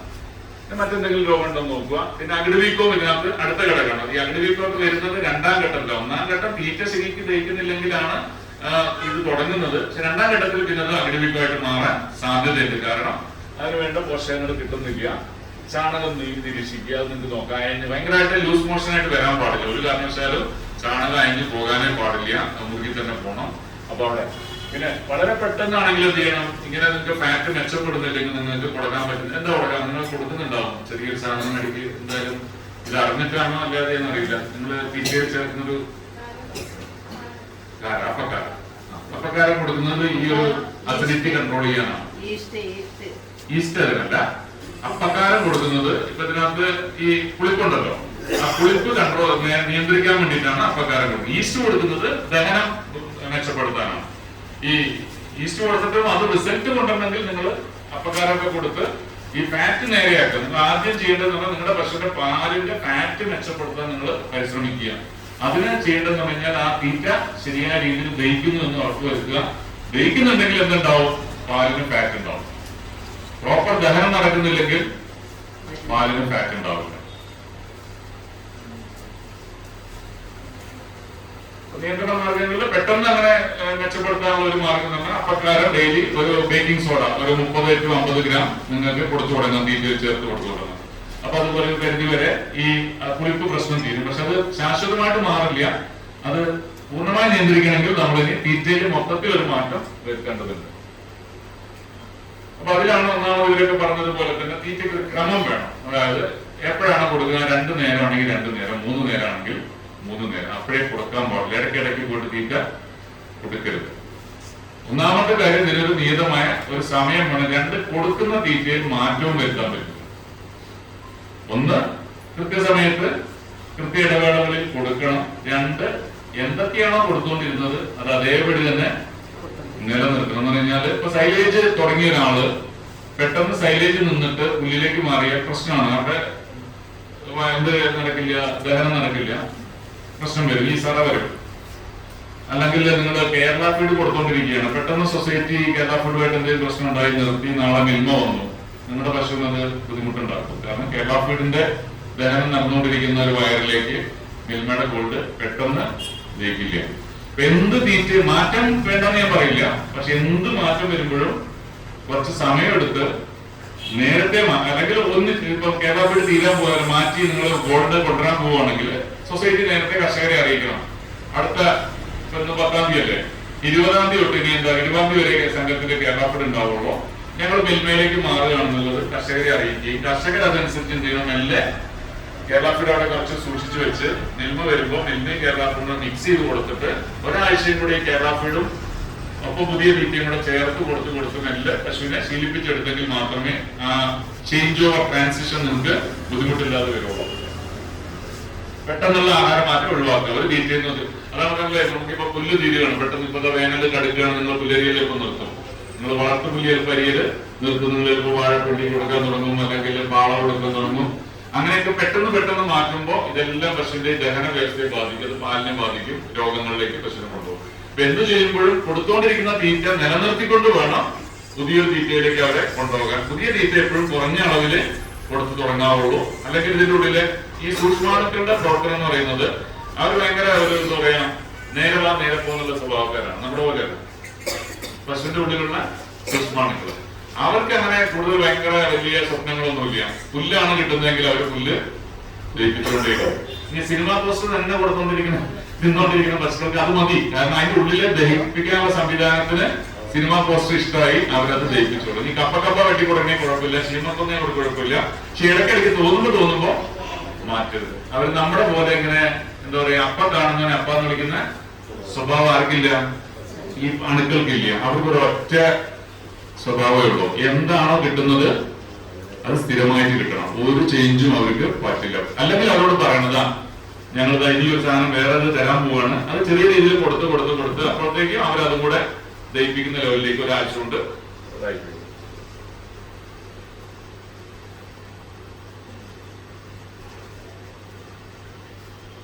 ഇപ്പൊ നമുക്ക് ഈ TMR എന്നൊക്കെ കേട്ടില്ലേ നിങ്ങള്? TMR കമ്പനി തീറ്റ വരുന്നുണ്ടല്ലോ, ട്രൂമീൽ എന്നൊക്കെ പറഞ്ഞിട്ടല്ലേ. അതൊരു ശാശ്വതമായിട്ട് പരിഹരിക്കണമെന്നുണ്ടെങ്കിൽ നമ്മള് TMR എന്നുള്ള രീതിയിലേക്ക് പോകണം. കാരണം കാലിത്തീറ്റ ട്രൂമീലില് ചാക്കിൽ വരുന്ന കാലിത്തീറ്റ അല്ല, മറിച്ച് നമ്മൾ തീറ്റ എല്ലാം കൂടെ ഒന്നിച്ചു കൊടുക്കണം. നമ്മളിപ്പോ കൊടുക്കുന്ന ഒരു ക്രമം എന്ന് പറഞ്ഞു കഴിഞ്ഞാല് തുടക്കത്തില് എന്താ കൊടുക്കുക? പുല്ലോ, അതേ കാലിത്തീറ്റ കൊടുക്കും. ആദ്യം എന്താ കൊടുക്കുക? കറന്നു കഴിഞ്ഞിട്ട് പശുവിന് പുല്ല് അല്ല, കാലിത്തീറ്റ കൊടുക്കും. പുല്ല് ലാസ്റ്റ് ഇട്ട് കൊടുത്തിട്ട് അത് പോവല്ലേ ചെയ്യുന്നത്? കറന്നു കഴിഞ്ഞ ഉടനെ അല്ല, ഇത് തീറ്റ കൊടുക്കുന്ന ക്രമം ഞാൻ ചോദിച്ചത്. നിങ്ങള് ഇട്ട് കൊടുക്കും, പിന്നെ പുല്ലിട്ട് കൊടുത്തിട്ട് നിങ്ങൾ പോകും. നമ്മൾ ഒന്നിച്ചല്ല കൊടുക്കുന്നത് അല്ലെ, കാലിത്തീറ്റ തിന്നു കഴിഞ്ഞിട്ടാണ് അടുത്ത കൊടുക്കുന്നത്. അങ്ങനെ ഓരോ ഘട്ടമായിട്ട് കൊടുക്കുന്നത്. ഈ ഘട്ടമായിട്ട് കൊടുക്കുന്നത് ഇതിന്റെ ഉള്ളിലുള്ള ഈ ആവാസ വ്യവസ്ഥയിൽ ഇതിന്റെ വയറിലുള്ള ഈ അണുക്കളെ ബാധിക്കുന്നുണ്ട്. അതുകൊണ്ട് തന്നെ നമുക്ക് പിന്നെ ഈ ഫാമുകളൊക്കെ വലിയ ഫാമുകള്, പിന്നെ ഗൾഫിലുള്ള ഫാമായാലും കേരളത്തിന് വെളിയിലുള്ള വലിയ ഫാമുകളൊക്കെ ആയാലും അവരൊന്നും നമ്മൾ ചെയ്യുമ്പോൾ ആദ്യം കുറച്ച് കാലിത്തീറ്റ വെച്ച് കൊടുക്കും. അത് തിന്നു കഴിയുമ്പോൾ കുറച്ച് പിന്നെ വേറെ എന്തെങ്കിലും കൊടുക്കുന്നുണ്ടോ, ലാസ്റ്റ് പുല്ലിട്ട് കൊടുത്തിട്ട് നമ്മളിങ്ങ് പോരുന്ന ഇങ്ങനെ 1, 2, 3 എന്നുള്ള സ്റ്റെപ്പ് ഉണ്ടല്ലോ. ആ സ്റ്റെപ്പ് ആരും ചെയ്യാറില്ല. കാരണം ഇത് ചെന്ന് കഴിഞ്ഞാല് ഈ പശുക്കളുടെ ഉള്ളിലേക്ക് തീറ്റ ചെന്ന് കഴിഞ്ഞാലുള്ള പ്രശ്നം ചെന്ന് കഴിഞ്ഞാൽ അണുക്കൾ തിന്നാൻ തുടങ്ങും. ഏത് തീറ്റ വന്നാലും അണുക്കൾ അതിനെ ആക്രമിക്കും, എന്നിട്ട് അതിനെ അങ്ങ് ദഹിപ്പിക്കാൻ തുടങ്ങും. ഇത് ദഹിപ്പിച്ചുകൊണ്ടിരിക്കുന്നതിന്റെ ഇടയിൽ നിങ്ങൾ ഒന്ന് കൊടുത്തു, അത് ദഹിപ്പിക്കാൻ ഇയാൾ പണിയെടുക്കുന്നതിന്റെ ഇടയിൽ എന്ത് ചെയ്യും, അടുത്ത തീറ്റ കൊടുക്കുകയാണ്. അപ്പൊ ഇവൻ ഇത് ഇട്ടിട്ട് ഈ അടുത്ത തീറ്റയിലേക്ക് പോകും. അടുത്ത തീറ്റ ദഹിപ്പിച്ച് തീരുന്നതിന് മുമ്പ് നിങ്ങൾ എന്ത് ചെയ്യുന്നു, അടുത്തതും കൊടുക്കുന്നു. അപ്പൊ അയാൾ എന്ത് ചെയ്യും, അതും അവിടെ പകുതി ഇട്ടിട്ട് അടുത്തതിലേക്ക് പോകും. ഇങ്ങനെ എല്ലാ സാധനങ്ങളും കുറേശ്ശെ അവർ തിന്നും. കുറച്ചെങ്കിലും ദഹിപ്പിക്കാൻ സമയം കിട്ടാതെ പാർട്ടായിട്ട് ദഹിച്ചു പോകുന്ന ഒരു അവസ്ഥയാണ് നേരത്തെ പറഞ്ഞ സറ ഉണ്ടാക്കുന്ന അവസ്ഥ. നമ്മൾ ചെയ്യുമ്പോൾ ശരിയാണ്, നമ്മള് തിന്നു കഴിഞ്ഞിട്ടല്ലേ അടുത്തത് കൊടുക്കുന്നത്. നമ്മൾ നോക്കുമ്പോൾ ശരിയാണ്, പുല്ല് തിന്നു കഴിഞ്ഞിട്ടാണ് ഞാൻ കാലിത്തീറ്റ കൊടുത്തത്, അല്ലെങ്കിൽ കാലിത്തീറ്റ തിന്നു കഴിഞ്ഞിട്ടാണ് പുല്ല് കൊടുത്തത്, എന്നിട്ടാണ് ഞാൻ വൈക്കോല് കൊടുത്തത്. അത് തിന്നു എന്നുള്ള നമ്മുടെ ചില ഭാവമാണ്. പക്ഷെ ഉള്ളിലുള്ള അണുവിന് ഇതൊരു ബുദ്ധിമുട്ടാണ്. അതുകൊണ്ട് ലോകത്തുള്ള എല്ലാ കർഷകരും അല്ലെ ഫാമൊക്കെ നടത്തുന്ന വലിയ വലിയ നല്ല ആളുകളൊക്കെ ചെയ്യുന്നതാണ് ഇതെല്ലാം കൂടെ നമ്മൾ പുൽത്തൊട്ടിയിൽ അങ്ങ് മിക്സ് ചെയ്യും. പുല്ല് കൊടുക്കണമല്ലോ അറിയാം, അവിടെ ഉണ്ട്. കാലിത്തീറ്റ കൊടുക്കണമല്ലോ അറിയാം, അതും അവിടെ ഉണ്ട്. ഇനി ആ കാൽസ്യപ്പൊടി കൊടുക്കണമല്ലോ അതും അറിയാം, ചോളപ്പൊടി കൊടുക്കണമല്ലോ അതും അറിയാം. ഇനി വാഴത്തണ്ടാൻ വെട്ടി കൊടുക്കാനുള്ള അറിയാം, ഇതെല്ലാം കൊടുക്കണമെന്ന് അറിയാലോ. ഇതെല്ലാം കൂടെ കൊണ്ടുവന്നിട്ട് പുൽത്തൊട്ടിയിൽ ഇട്ടങ്ങ് മിക്സ് ചെയ്യും. പുല്ലും അറിഞ്ഞിട്ട് മിക്സ് ചെയ്യും, വൈക്കോലും ചെറുതായിട്ട് വെട്ടി അറിഞ്ഞ് മിക്സ് ചെയ്യും, അതിലേക്ക് കാലിത്തീറ്റ ഇടും, അതിലേക്ക് കാൽസ്യപ്പൊടി ഇട്ടിട്ട് നമ്മൾ തന്നെ ഒന്ന് മിക്സ് ചെയ്ത് കൊടുക്കും. മിക്സ് ചെയ്ത് കൊടുക്കുന്നതിന് മുമ്പിലേക്ക് എല്ലാം കൂടെ ഒറ്റ തീറ്റയായിട്ട് വെച്ചു കൊടുക്കും. അങ്ങനെ ചെന്ന് കഴിഞ്ഞാൽ ഇതിന്റെ ഉള്ളിലേക്ക് ചെന്ന് കഴിഞ്ഞാൽ ഇത് മുഴുവൻ എടുത്തന്നെ തീർത്ത് കഴിഞ്ഞാൽ പിന്നെ ഒന്നും കിട്ടില്ലല്ലോ. അല്ലാതെ പിന്നെ പശു നോക്കി നിൽക്കേണ്ട ആവശ്യമില്ല. എന്താണ്, അയ്യോ കാലിത്തീറ്റ കഴിഞ്ഞ് നീ ചേച്ചിയുടെ പുല്ല് വരും, അത് കഴിഞ്ഞ് ചേച്ചി അങ്ങനെ നോക്കി നിൽക്കേണ്ട ആവശ്യമില്ല. പശുവിന് മനസ്സിലായി ഇത് ഒരെണ്ണേ ഉള്ളൂ. എല്ലാം കൂടെ നമ്മൾ എന്താണ് കുഴിമന്തി പോലെ ഇറച്ചിയും പിന്നെ അരിയും എല്ലാം കൂടെ ഒന്നിച്ചിട്ട് അങ്ങ് വേവിച്ച് അങ്ങ് വെച്ചു കൊടുക്കുക. അല്ലാതെ ആദ്യം ഇത് കൊണ്ട് കൊടുത്തു പിന്നെ നമ്മൾ സൈഡ് ഡിഷ് ആയിട്ട് കൊടുക്കേണ്ട ആവശ്യം പശുവിന്. നമ്മളിപ്പോ അങ്ങനെയാണ് അല്ലെ, സൈഡ് ഡിഷുകൾ ഇങ്ങനെ കൊടുത്തോണ്ടിരിക്കുക. മെയിൻ ഡിഷ് പുല്ലാണ്, അതിന്റെ സൈഡില് കുറച്ച് കാലിത്തീറ്റ, പിന്നെ കുറച്ച് ചോളപ്പൊടി, പച്ചക്കറിച്ചൊരു പിണ്ണാക്ക്, എല്ലാം ഇങ്ങനെ വെവ്വേറെ നമ്മൾ കഴിക്കും പോലെയാണ് നമ്മൾ പശുവിനെ തീറ്റുന്നത്. പശുവിന് അങ്ങനെ പറ്റത്തില്ല. പശുവിന് സൈഡ് ഡിഷ് ഒന്നും പറ്റത്തില്ല, ഒറ്റ ഡിഷ്. അതിനെയാണ് TMR എന്ന് വിളിക്കുക. അതുകൊണ്ട് തന്നെ ചാക്കിലോ കാലിത്തീറ്റ കമ്പനിക്കാരോ കൊണ്ടുതരുന്ന സാധനത്തെ നിങ്ങൾ TMR എന്ന് പറഞ്ഞ് തെറ്റിദ്ധരിക്കരുത്. അതൊരു കാലിത്തീറ്റയാണ്. ചിലപ്പോൾ നല്ല കാലിത്തീറ്റ ആയിരിക്കും, കൊടുത്തോളൂ, കുഴപ്പമില്ല. പക്ഷെ അതല്ല TMR. TMR എന്ന് പറഞ്ഞാല് ചാക്കിൽ നിന്ന് എടുക്കുന്ന കാലിത്തീറ്റയും അരിഞ്ഞുകൊണ്ട് വരുന്ന പുല്ലും വീട്ടിലുള്ള വൈക്കോലും പിന്നെ നമ്മൾ കൊടുക്കുന്ന എന്തെങ്കിലും എക്സ്ട്രാസ് നമ്മുടെ അടുത്ത് ശീമക്കൊന്നിന്റെ ഇലയോ അല്ലെങ്കിൽ പൈനാപ്പിളിന്റെ ഇലയോ എന്തെങ്കിലും ഉണ്ട്, വാഴയുടെ കണ്ടൊക്കെ ഉണ്ടെങ്കിൽ എല്ലാം കൂടെ ഒരുമിച്ചിട്ടിട്ട് ഒന്ന് മിക്സ് ആക്കിയിട്ട് അതിന് മുമ്പ് നിങ്ങൾ ഈ അറബിക്കഥയിലൊക്കെ കണ്ടില്ലേ, TMR ഈ ശ്രീനിവാസന്റെ ഫാമില് ഒരു വണ്ടിയിൽ വന്നിങ്ങനെ പശുവിന്റെ മുമ്പിൽ തീറ്റയിട്ട് പോകണ്ടില്ലേ, അങ്ങനെ മിക്സ് ചെയ്ത് കൊടുക്കുന്നതിനെയാണ് ടോട്ടൽ മിക്സ് റേഷൻ എന്നാ പറയാ. ഇന്നിപ്പോ രാവിലെ കൊടുക്കാൻ ഉദ്ദേശിച്ച തീറ്റയെല്ലാം നമ്മൾ മിക്സ് ചെയ്തിട്ട് ഒറ്റതായിട്ട് കൊടുക്കുക. അങ്ങനെ ചേച്ചി എന്ത് ചെയ്യണം, സ്ഥലം വിടുക, അവിടെ നിൽക്കരുത്, അതിന് തിന്നാൻ അനുവദിക്കുക. പിന്നെ വെള്ളം വേണം, അത് കഴിഞ്ഞാൽ അവിടെ വെള്ളം വെച്ചേക്കണം. ആ വെള്ളം കൊടുത്തിട്ട് അത് കൊടുക്കുക. അതിന് ശേഷം അവരവിടെ തീറ്റ കഴിഞ്ഞാൽ പിന്നെ ആൾക്ക് മനസ്സിലാവണം ഇനി അങ്ങോട്ട് യാതൊരു ഒന്നും കിട്ടാൻ പോണില്ല എന്ന് തോന്നിയാലേ ആള് കിടക്കുള്ളൂ. കിടന്നാലേ മറ്റേ ആൾക്കാര് ജോലി ചെയ്യുള്ളൂ. ഈ മറ്റേ ഉള്ളിലുള്ള ആളുകൾ ജോലി ചെയ്തെങ്കിലും നമുക്ക് പാലുണ്ടാവുള്ളൂ, നമുക്ക് കാശുണ്ടാവുള്ളൂ. കാരണം പശുവിനെ ഇങ്ങനെ വയറ് നനച്ച് ജീവിപ്പിച്ച് വെച്ചിട്ടൊന്നും ഒരു കാര്യമില്ല. അത് ചാണകമായിട്ട് നിങ്ങൾക്ക് കിട്ടുന്നല്ലാതെ കാര്യമൊന്നുമില്ല, അതിന് അസുഖം വരും. ഇതാണ് ഈ സാധനം. ഇതൊക്കെ വലിയ ഫാമിലേക്ക് നാണയക്കഞ്ഞിക്ക് വലിയ ഫാം ഉണ്ടാക്കുമ്പോൾ ഒരു മിക്സ്, ഇത് കോൺക്രീറ്റിന്റെ മറ്റേതില്ലേ, കോൺക്രീറ്റ് മിക്സർ ഇല്ലേ, സിമെന്റും മണലെ, അതേ ടെക്നോളജി തന്നെയാണ്. അതിനകത്തേക്ക് നമ്മൾ പുല്ലിട്ട് കൊടുക്കുക, അതിലേക്ക് കാറ്റിട്ട് കൊടുത്തു കഴിഞ്ഞാൽ അത് അതിനകത്ത് കിടന്ന് മിക്സ് ആയിട്ട് ചെയ്യും, എന്നിട്ട് കൊണ്ട് തട്ടി കൊടുക്കുക. ഇനി അതല്ലെങ്കിൽ നമ്മളെല്ലാം കൈ കൊണ്ട് മിക്സ് ചെയ്യണം. അപ്പൊ നിങ്ങളുടെ MDF അല്ലേ, നിങ്ങൾ പഞ്ചാബ് പോയിട്ടാണ് ഈ തീറ്റ രീതിയൊക്കെ ഇവരെല്ലാം തന്നെയാ പറയുന്നത്. അവര് പറയുന്നത് അവിടെ പഞ്ചാബികളൊക്കെ എന്താ വെച്ചാൽ രാവിലെ എല്ലാം കൂടി ഇട്ടിട്ട് അവര് തന്നെ അങ്ങ് മിക്സ് ചെയ്യും. കുറച്ച് സമയം ഇരുന്നിട്ട് അങ്ങനെ തീറ്റയൊക്കെ അതിനകത്തേക്ക് അങ്ങ് പുല്ലിലേക്ക് അങ്ങ് എന്ത് ചെയ്യാം, മിക്സ് ചെയ്ത് അങ്ങ് ചേർക്കും. എന്നിട്ട് ഒരു ഒറ്റ സ്ട്രെച്ചിലാണ് കൊടുക്കുന്നത്. അതിന്റെ ഇതാണ് കാര്യം. ദഹനം ശരിക്കും നടക്കണം. ദഹനം നടക്കണമെങ്കിൽ നമ്മൾ ബാക്ടീരിയനെയാണ് നമ്മൾ ശ്രദ്ധിക്കേണ്ടത്, പശുവിനെ അല്ല ശ്രദ്ധിക്കേണ്ടത്. ബാക്ടീരിയയുടെ സ്വഭാവം മനസ്സിലാക്കുക. ബാക്ടീരിയകൾക്ക് ഒന്നിച്ചാണ് അവർ ആക്രമിക്കുക. ലക്ഷക്കണക്കിന് ബാക്ടീരിയ ആണുള്ളത്. അവർ തിന്നാൻ തുടങ്ങിക്കഴിഞ്ഞാൽ ആ നമ്മൾ കൊടുക്കുന്ന തീറ്റ മുഴുവൻ തീർത്തിട്ടേ അവർ പോവുള്ളൂ. പക്ഷെ ഇടയ്ക്കിടയ്ക്ക് തീറ്റ കൊടുത്താൽ എന്ത് സംഭവിക്കും, ഇത് നിർത്തിയിട്ട് അവര് ഈ തിലകൻ രേവതി എന്ന് പറഞ്ഞൊരു കഥ നമ്മൾ കിലുക്കത്തിൽ കാണുന്നില്ലേ, രേവതി തിലകൻ തമ്മിലൊരു തർക്കം നിങ്ങൾ കേട്ടില്ലേ. രേവതി ചീത്ത പറയുന്നത്, നിന്നോട് ചായ വെക്കാൻ പറഞ്ഞിട്ട് നീ ചായ വെച്ചോ, അപ്പൊ രേവതി എന്താ പറയാ? അപ്പോഴല്ലേ നിങ്ങൾ വെള്ളം ചൂടാക്കാൻ പറഞ്ഞത്, എന്നിട്ട് നീ വെള്ളം ചൂടാക്കിയോ? അപ്പൊ പറഞ്ഞില്ല നിങ്ങൾ ചോറ് വയ്ക്കാൻ പറഞ്ഞു, അപ്പൊ നിങ്ങൾ ചോറുണ്ടാക്കിയോ? അപ്പോഴല്ലേ നിങ്ങൾ തുണി അലക്കാൻ പറഞ്ഞത്, തുണി അലക്കിയോ? എന്തെങ്കിലും നടന്നോ? അത് തന്നെയാണ് നമ്മളിപ്പോ ചെയ്യുന്നത്. കുറച്ച് പുല്ല് കൊടുക്കും, അത് ദഹിപ്പിച്ചുകൊണ്ടിരിക്കുമ്പോ കാലത്തിന് കൊടുക്കും, എന്നിട്ട് ബാക്ടീരിയോട് ചോദിക്കുന്നത് ദഹിപ്പിച്ചു. അപ്പൊ പറഞ്ഞു ഞാനത് ചെയ്തുകൊണ്ടിരിക്കുമ്പോൾ നിങ്ങൾ ചെയ്തു, ഇത് തന്നു. അപ്പൊ ഞാൻ വിചാരിച്ചു ഇതാണ് ഇനി ചെയ്യേണ്ടത്. ഇതിങ്ങനെ നിന്നുകൊണ്ടിരിക്കുമ്പോഴാ അടുത്തത് വരുന്നു. അപ്പൊ ആളെന്ത് ചെയ്തു? അടുത്തതിലേക്ക് പോയി. ഇതാണ് ഈ കിളിക്കത്തിലെ സംഭവമാണ് ഇപ്പൊ നമ്മുടെ പശുക്കൾക്ക് സംഭവിച്ചുകൊണ്ടിരിക്കുന്നത്.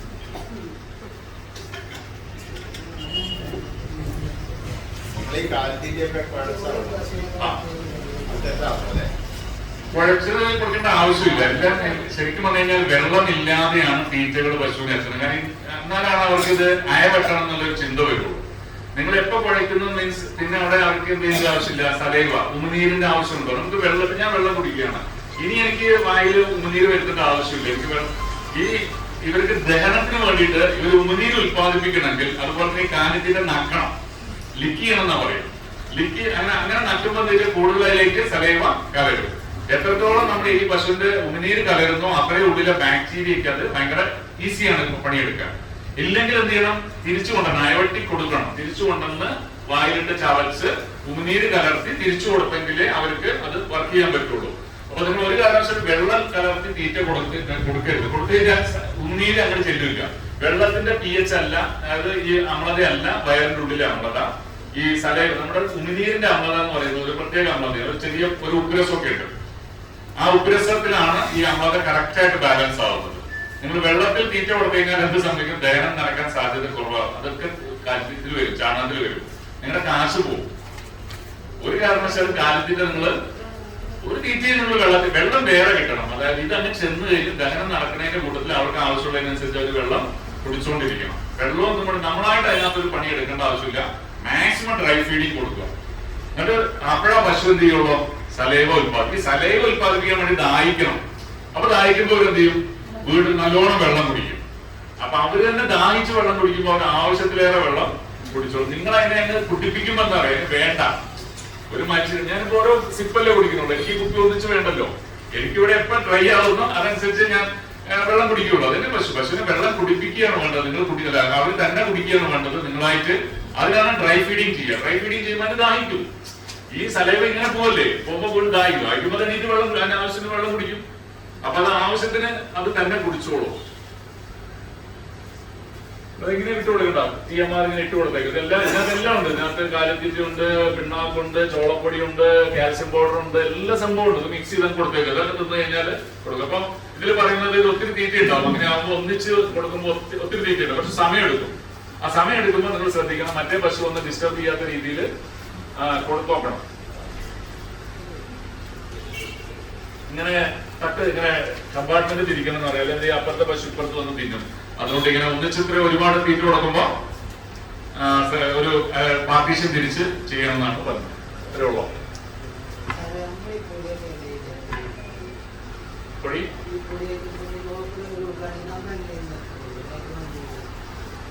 അതിനകത്ത് മിക്സ് ആയിക്കൊള്ളേ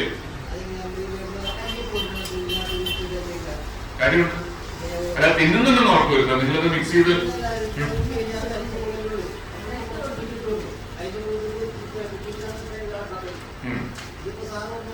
അങ്ങനെ ഉണ്ടെങ്കിൽ ചെറുതായിട്ട് വേണമെങ്കിൽ ഒന്ന് നനച്ചിട്ട്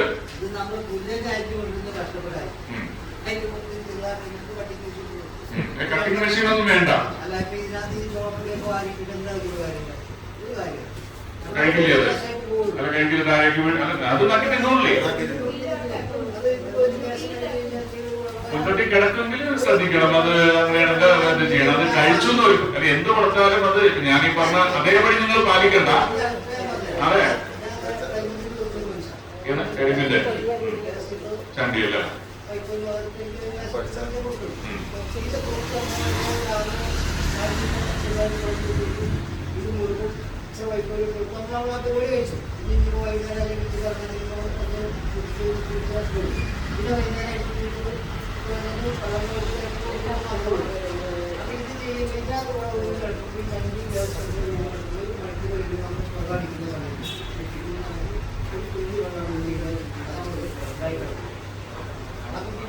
അതേ കഴിയുകയാണെങ്കിൽ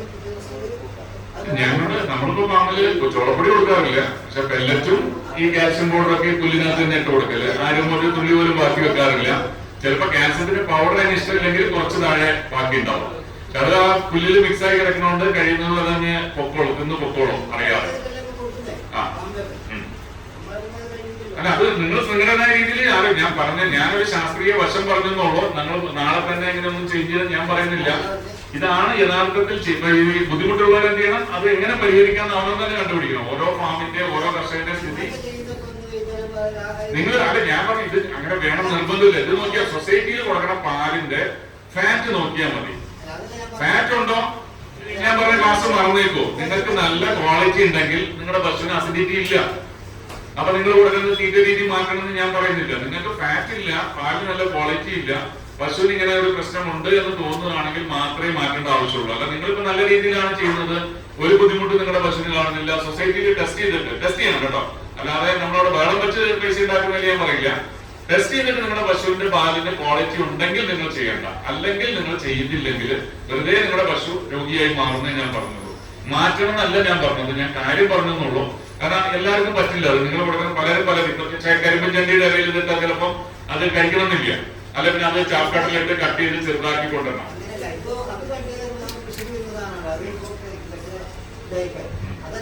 അതൊന്നും നീണ്ടു കിടക്കല്ലേ, ഫീസല്ലല്ലോ.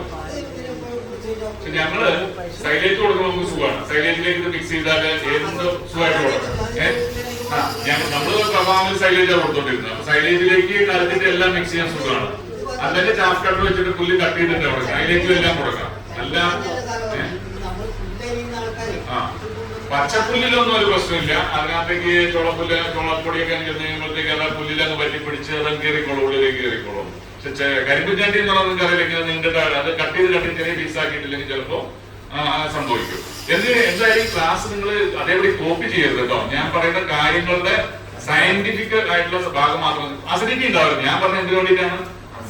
അസിഡിറ്റി വരരുത്. അസിഡിറ്റി ഉണ്ടെങ്കിൽ പശുവിന് ഫാറ്റ് ഉണ്ടാവില്ല, പാലുണ്ടാവില്ല. അത് നിങ്ങൾ സൊസൈറ്റിയിൽ നിന്ന് രഹസ്യമായി പോയി നോക്കിയാലും മതി. നിങ്ങൾക്കൊരു പശുവിന് അങ്ങനെ സംശയം തോന്നുകയാണ്, ഇതിന്റെ പാല് വെള്ളം പോലെയാണ്, ഇതൊരു 3-4 മാസത്തേക്കും പാലിനൊരു കട്ടി വരുന്നില്ല എന്ന് തോന്നുകയാണെങ്കിൽ നിങ്ങൾ ആ പാല് മാത്രം കൊണ്ടേ സൊസൈറ്റിയിൽ പോയി പരിശോധിച്ച് നോക്കണം. എന്താണ് ഇതിന്റെ അവസ്ഥ? ഫാറ്റ് ഉണ്ടോ, SNF ഉണ്ടോ? ഇത് രണ്ടും ഇല്ലെങ്കിൽ രോഗിയാണ് ഈ പശു. നിങ്ങൾ അതിന്റെ രോഗം തിരിച്ചറിയാതെ പാലിന് വിലയില്ല, സൊസൈറ്റിയിൽ എന്തോ നടക്കുക പറഞ്ഞിട്ട് കാര്യമില്ലെന്നാണ് ഞാൻ പറഞ്ഞുള്ളൂ. നിങ്ങൾ നേരിട്ട് ഞങ്ങളുടെ പാലിന്റെ നിങ്ങളുടെ മൊത്തത്തിലുള്ള എല്ലാ പശുവിനും കൂടെ ഒരുമിച്ച് പരിശോധിച്ചിട്ട് കാര്യമില്ല. അതിന് വിലയുണ്ടോ എന്ന് നോക്കുക. അതിന് വിലയില്ലെങ്കിൽ നിങ്ങളുടെ ഏതെങ്കിലും 1-2 പശുവിന് ഈ പ്രശ്നം ഉണ്ടോ എന്ന് നിങ്ങൾ തിരിച്ചറിയുക. നിങ്ങൾക്ക് അറിയാലോ കറക്കുമ്പോ തന്നെ പാലിന് കട്ടിയുണ്ടോ, പാലിന്റെ സ്ഥിതി. അല്ലെങ്കിൽ വീട്ടിൽ ചായ എടുത്ത് അറിയാലോ ഏത് പശുവിന്റെയാണ്. അപ്പൊ ശരിക്കും ചായ എന്ന് തന്നെ മനസ്സിലാവും പാലിന്റെ സ്ഥിതി എന്താണ്. ഇനി ഇതും കൂടെ വേണം. ഞാൻ കഴിഞ്ഞ വർഷം ഞാൻ പറഞ്ഞതാണ്, ഈ നേരത്തെ ഈ ദഹന ക്രിയ ഓക്കെയാണ്. ദഹന പ്രക്രിയയിൽ പ്രശ്നമൊന്നുമില്ലെങ്കിൽ പിന്നെ പശുവിന് അകിടുവീക്കം വരുന്നത് അടുത്ത പ്രശ്നം ഇതേ വരുള്ളൂ. അകിടുവീക്കം വരും. നിങ്ങൾ പറഞ്ഞ തീറ്റയൊക്കെ നന്നായിട്ട് ദഹിപ്പിക്കുന്നുണ്ട്, തീറ്റക്രമത്തിൽ ഒന്നൊരു പ്രശ്നമില്ലെങ്കിൽ എന്നിട്ട് നിങ്ങളുടെ പശുവിന് അകിടുവീക്കം വരികയാണെങ്കിൽ നിങ്ങൾ ഇത് കൊളകാട്ടമാണ്. മിനറൽ മിക്സർ എന്ന് പറയും, ധാതുലവണ മിക്സർ, കാൽസ്യം പൗഡർ, ഇതും കൂടെ കൊടുക്കണം. ഇതും കൂടെ തീറ്റയിൽ നിർബന്ധമായിട്ട് കൊണ്ടുവരണം. ഇത് കൊടുത്തില്ലെങ്കിൽ പശുവിന് ചെന പിടിക്കില്ല, മതി വരില്ല, ചെന പിടിക്കില്ല, പ്രസവം ഭയങ്കര ബുദ്ധിമുട്ടായിരിക്കും, മറു പോകില്ല. 4 പ്രശ്നങ്ങൾ പ്ലസ് പാല് അളവ് കുറയും, പാലിന് വെള്ളം പോലെ ആയിരിക്കും. ഈ പ്രശ്നം വരുമ്പോഴും പാലിന് ഫാറ്റ് ഉണ്ടാവില്ല, SNF ഉണ്ടാവില്ല, പാലിന് ഒരു ക്വാളിറ്റി ഉണ്ടാവില്ല ഇത് കൊടുക്കുന്നില്ലെങ്കിൽ. നാടൻ പശുവാണെങ്കിൽ പ്രശ്നമില്ല. നാട്ടിലെ പുല്ലൊക്കെ തിന്ന് കഴിയുമ്പോൾ കിട്ടും കുറച്ച് പാലേ ഉണ്ടെങ്കിൽ. ഈ 15 രൂപ കിട്ടുന്ന പശുവാണെങ്കിൽ അതിന് കൃത്യമായ അളവില് മിനറൽ മിക്സർ കൊടുത്തിട്ടില്ലെങ്കിൽ നിങ്ങളുടെ പാലിന് കട്ടി ഉണ്ടാവില്ല. സൊസൈറ്റിന്ന് പ്രശ്നം വരും. ഫാറ്റ് ഇല്ല, SNF ഇല്ല, വെള്ളം ചേർക്കും ചിലപ്പോൾ പറയും. വെള്ളം കാണിക്കും, പാലിന് വെള്ളം കാണിക്കും. പാലിനൊരു രുചി ഉണ്ടാവില്ല, പാലിനൊരു ഉപ്പുരസം പോലത്തെ ഒരവസ്ഥയായിരിക്കും. മധുരം ഇല്ലാത്ത പാലായിരിക്കും, മധുരം ഉണ്ടാവില്ല നിങ്ങളുടെ പാലിന്. പിന്നെ അങ്ങനെയാണെങ്കിൽ പിന്നെ നിങ്ങളുടെ പശുവിന് മതി വരാൻ ബുദ്ധിമുട്ടായിരിക്കും. മതി വന്നാൽ തന്നെ നിങ്ങൾ LIയെ കുറ്റം പറയും, കുത്തിവെച്ചിട്ട് ചെന പിടിക്കുന്നില്ല എന്ന് പറയും. പിടിക്കില്ല, എല്ലാവരും പിടിക്കാനുള്ള സാധനം ശരീരത്തിലില്ല. ഇനി അഥവാ നിങ്ങൾ ഹോർമോണോ ഡോക്ടറിന് ആവേശം കഴുകിയൊക്കെ കുത്തിവെച്ചിട്ട് തന്നെ ചെന പിടിച്ചു നോക്കിയാൽ പ്രസവം വലിയ സുഖമൊന്നും ഉണ്ടാവില്ല. അത് ഡോക്ടർ ഒന്നും വലിച്ചെടുക്കാതെ നിങ്ങൾക്ക് പ്രസവം കിട്ടില്ല. ഇനി പ്രസവം ഒക്കെ ആണെങ്കിൽ മറന്നു പോവില്ല. 4 സ്ഥലത്ത് നിങ്ങൾ കൊടുക്കുന്നു. ഇത് കൊടുത്തിട്ടില്ലേ, ഒന്ന് മതി വരാൻ പ്രശ്നം വരും, കുത്തിവെച്ചാൽ ചെന പിടിക്കാൻ പ്രശ്നം വരും, പ്രസവം ഡോക്ടർ ഇല്ലാതെ വലിച്ചെടുക്കാതെ കിട്ടില്ല, 4 മാറ് പോവുകയില്ല, 4 കാര്യങ്ങൾ നമുക്ക് ബുദ്ധിമുട്ട് വരും. ഇത് കൃത്യമായിട്ട് കൊടുത്തോണ്ടിരിക്കും. ഞാനൊരു 10-15 വർഷമായിട്ട് ഇങ്ങനെ കർഷകരോട് പറഞ്ഞുകൊണ്ടിരിക്കുക, ഇത് ചെയ്താൽ നിങ്ങൾക്ക് റിസൾട്ട് ഉണ്ടാവും. കൊടുക്കാൻ പറ്റും. പറയാം, ഇത് നോക്കണ്ട, ഇത് അഗ്രിമെന്റ് എന്ന് പറഞ്ഞാൽ വേറെ ഉണ്ട്, ഒത്തിരി കമ്പനികളുണ്ട്.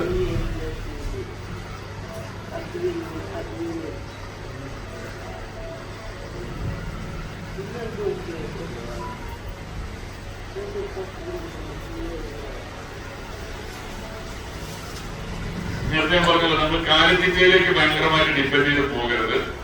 നമുക്ക് പുല്ല് വേണം. അതായത് നമുക്ക് ഫാറ്റിന്റെ ഒരു പ്രധാന ഘടകം എന്ന് പറഞ്ഞു കഴിഞ്ഞാൽ പുല്ലിൽ നിന്നാണ്. പ്രോട്ടീനാണ് എന്താ പറയാ പശുവിന്റെ വളർച്ചയും കാര്യങ്ങളൊക്കെ ഉണ്ടായത്. നമ്മുടെ കാലിത്തീറ്റയിൽ എന്തില്ല, ഫാറ്റ് ഇല്ല. അപ്പൊ കാലിത്തീറ്റ മാത്രം കൊടുത്താലും ഫാറ്റ് ഉണ്ടാവില്ല. കാലിത്തീറ്റയുടെ നിങ്ങൾ ചാക്കിന്റെ പുറത്ത് നോക്കിയാൽ അറിയാം പ്രോട്ടീന്റെ കാര്യം പറയുള്ളത്. ഇപ്പോ KSUPREME-ആണെങ്കിൽ 2% ഫാറ്റേ ഉള്ളൂ, 18% പ്രോട്ടീൻ ഉണ്ട്.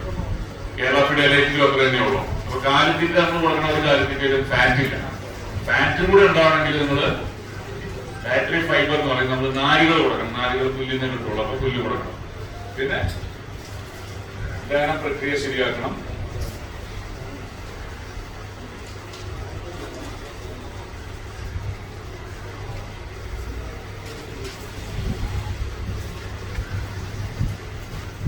ഇതിന്റെ ഇമ്പോർട്ടൻസ് ഒക്കെ ഞങ്ങളൊക്കെ മനസ്സിലാക്കാൻ കാരണം ഇപ്പൊ നമുക്ക് എല്ലാ കാര്യങ്ങളും മൊബൈലിലാണല്ലോ നടക്കുന്നത് അല്ലെ. എല്ലാം നമ്മൾ മൊബൈൽ, ബാങ്ക് ആണെങ്കിലും നമ്മുടെ എന്താ പറയാ കടയിൽ പോയിട്ട് പൈസ കൊടുക്കുന്നതാണെങ്കിൽ എല്ലാം മൊബൈൽ വഴിയല്ലേ. ഇതേപോലെ തന്നെയാണ് ഇപ്പോ പശു വളർത്തലും മൊബൈൽ വഴി നിയന്ത്രിക്കുകയാണ്. നമ്മുടെ പശുക്കളെയൊക്കെ മൊബൈൽ വഴി നമുക്ക് നിരീക്ഷിക്കാൻ പറ്റുന്ന സംവിധാനങ്ങൾ വന്നു കഴിഞ്ഞു, മൊബൈൽ ആപ്പുകളുണ്ട്. അപ്പൊ ഇതിനെ കുറിച്ച് പഠിക്കാനാണ് ഞങ്ങളൊക്കെ പോയത്. അങ്ങനെ പഠിക്കാൻ പോയി കഴിഞ്ഞപ്പോഴാണ് ഞങ്ങൾ കണ്ടത് ഈ മൊബൈൽ ആപ്പുകൾ മുഴുവൻ നിരീക്ഷിക്കുന്നത് പശുവിന്റെ ഫാറ്റാണ്. ഫാറ്റ് എങ്ങനെയാണ് പോകുന്നു, ഈ പാല് സൊസൈറ്റി കൊടുത്താൽ അവിടെ നിന്ന് കിട്ടുന്ന ആ ഡീറ്റെയിൽസ് ഉണ്ടല്ലോ, അതാണ് ഈ മൊബൈലുകാർ ഈ ഡാറ്റ എടുക്കുന്നത്, കമ്പ്യൂട്ടർ വഴി എടുക്കും. എടുത്തിട്ട് അവർ നോക്കുന്നത് നിങ്ങളുടെ പശുവിന്റെ ഫാറ്റ് എങ്ങനെയുണ്ട്, പാലെങ്ങനെ ഓരോ ആഴ്ചയിലും പാല് കൂടുന്നുണ്ടോ കുറയുന്നുണ്ടോ, പശുവിന്റെ ഫാറ്റ് കൂടുന്നുണ്ടോ കുറയുന്നുണ്ടോ, SNF കൂടുന്നുണ്ടോ കുറയുന്നുണ്ടോ നോക്കിയിട്ടാണ് അവര് എന്ത് ചെയ്യുന്നത്, പശുവിന് അസുഖം ഉണ്ടോ എന്ന് തീരുമാനിക്കുന്നത്. അപ്പൊ ഞങ്ങൾക്കൊരു ഭയങ്കര കൗതുകമായി പോയി. ഈ സൊസൈറ്റിയിൽ നിന്ന് കിട്ടുന്ന നമുക്കത് വലിയ പ്രാധാന്യമൊന്നുമില്ല, അവിടെ സ്ലിപ്പ് തരുന്നതിനകത്ത് ഫാറ്റിന്റെ SNF നമ്മൾ നോക്കുന്നത് വലിയ നമ്മൾ നോക്കുന്നുള്ളൂ. പക്ഷെ ആധുനിക ഈ ടെക്നോളജി ശാസ്ത്രം നോക്കുന്നത് ഈ സൊസൈറ്റിയിൽ നിന്ന് പോകുന്ന പാലിന്റെ ഡീറ്റെയിൽസ് ഉണ്ടല്ലോ. ഇപ്പോ ജോർജിയന്റെ എത്ര ലിറ്റർ പാല് ഇന്നാണെന്നും നാളെ എത്ര ആണെന്നും, ഓരോ ദിവസവും എത്ര ഫാറ്റ് ഉണ്ട്, എത്ര SNF ഉണ്ട്, ഇത് നോക്കി വെച്ച് കഴിഞ്ഞാല് ആർട്ടിഫിഷ്യൽ ഇന്റലിജൻസ് കേട്ടിട്ടുണ്ട്, AI. ഈ സാധനമൊക്കെ ഉണ്ടെന്ന് നമ്മൾ കൊടുക്കുന്ന ഈ വിവരങ്ങളൊക്കെ വെച്ചിട്ട് എന്ത് ചെയ്യാൻ പറ്റും, നമ്മളെ കുറിച്ചുള്ള ഒരു നിഗമനത്തിന് കമ്പ്യൂട്ടറിന് സാധിക്കും. സെയിം തന്നെയാണ് പശുവിന്റെ പാലിന്റെ അളവും ക്വാളിറ്റിയും വെച്ചിട്ട് കമ്പ്യൂട്ടറിലേക്ക് നമ്മളിങ്ങനെ ഫീഡ് ചെയ്ത് കൊടുത്തു കഴിഞ്ഞാൽ കമ്പ്യൂട്ടറിന് നിങ്ങളുടെ പശുവിന്റെ രോഗം നിർണ്ണയിക്കാൻ സാധിക്കും.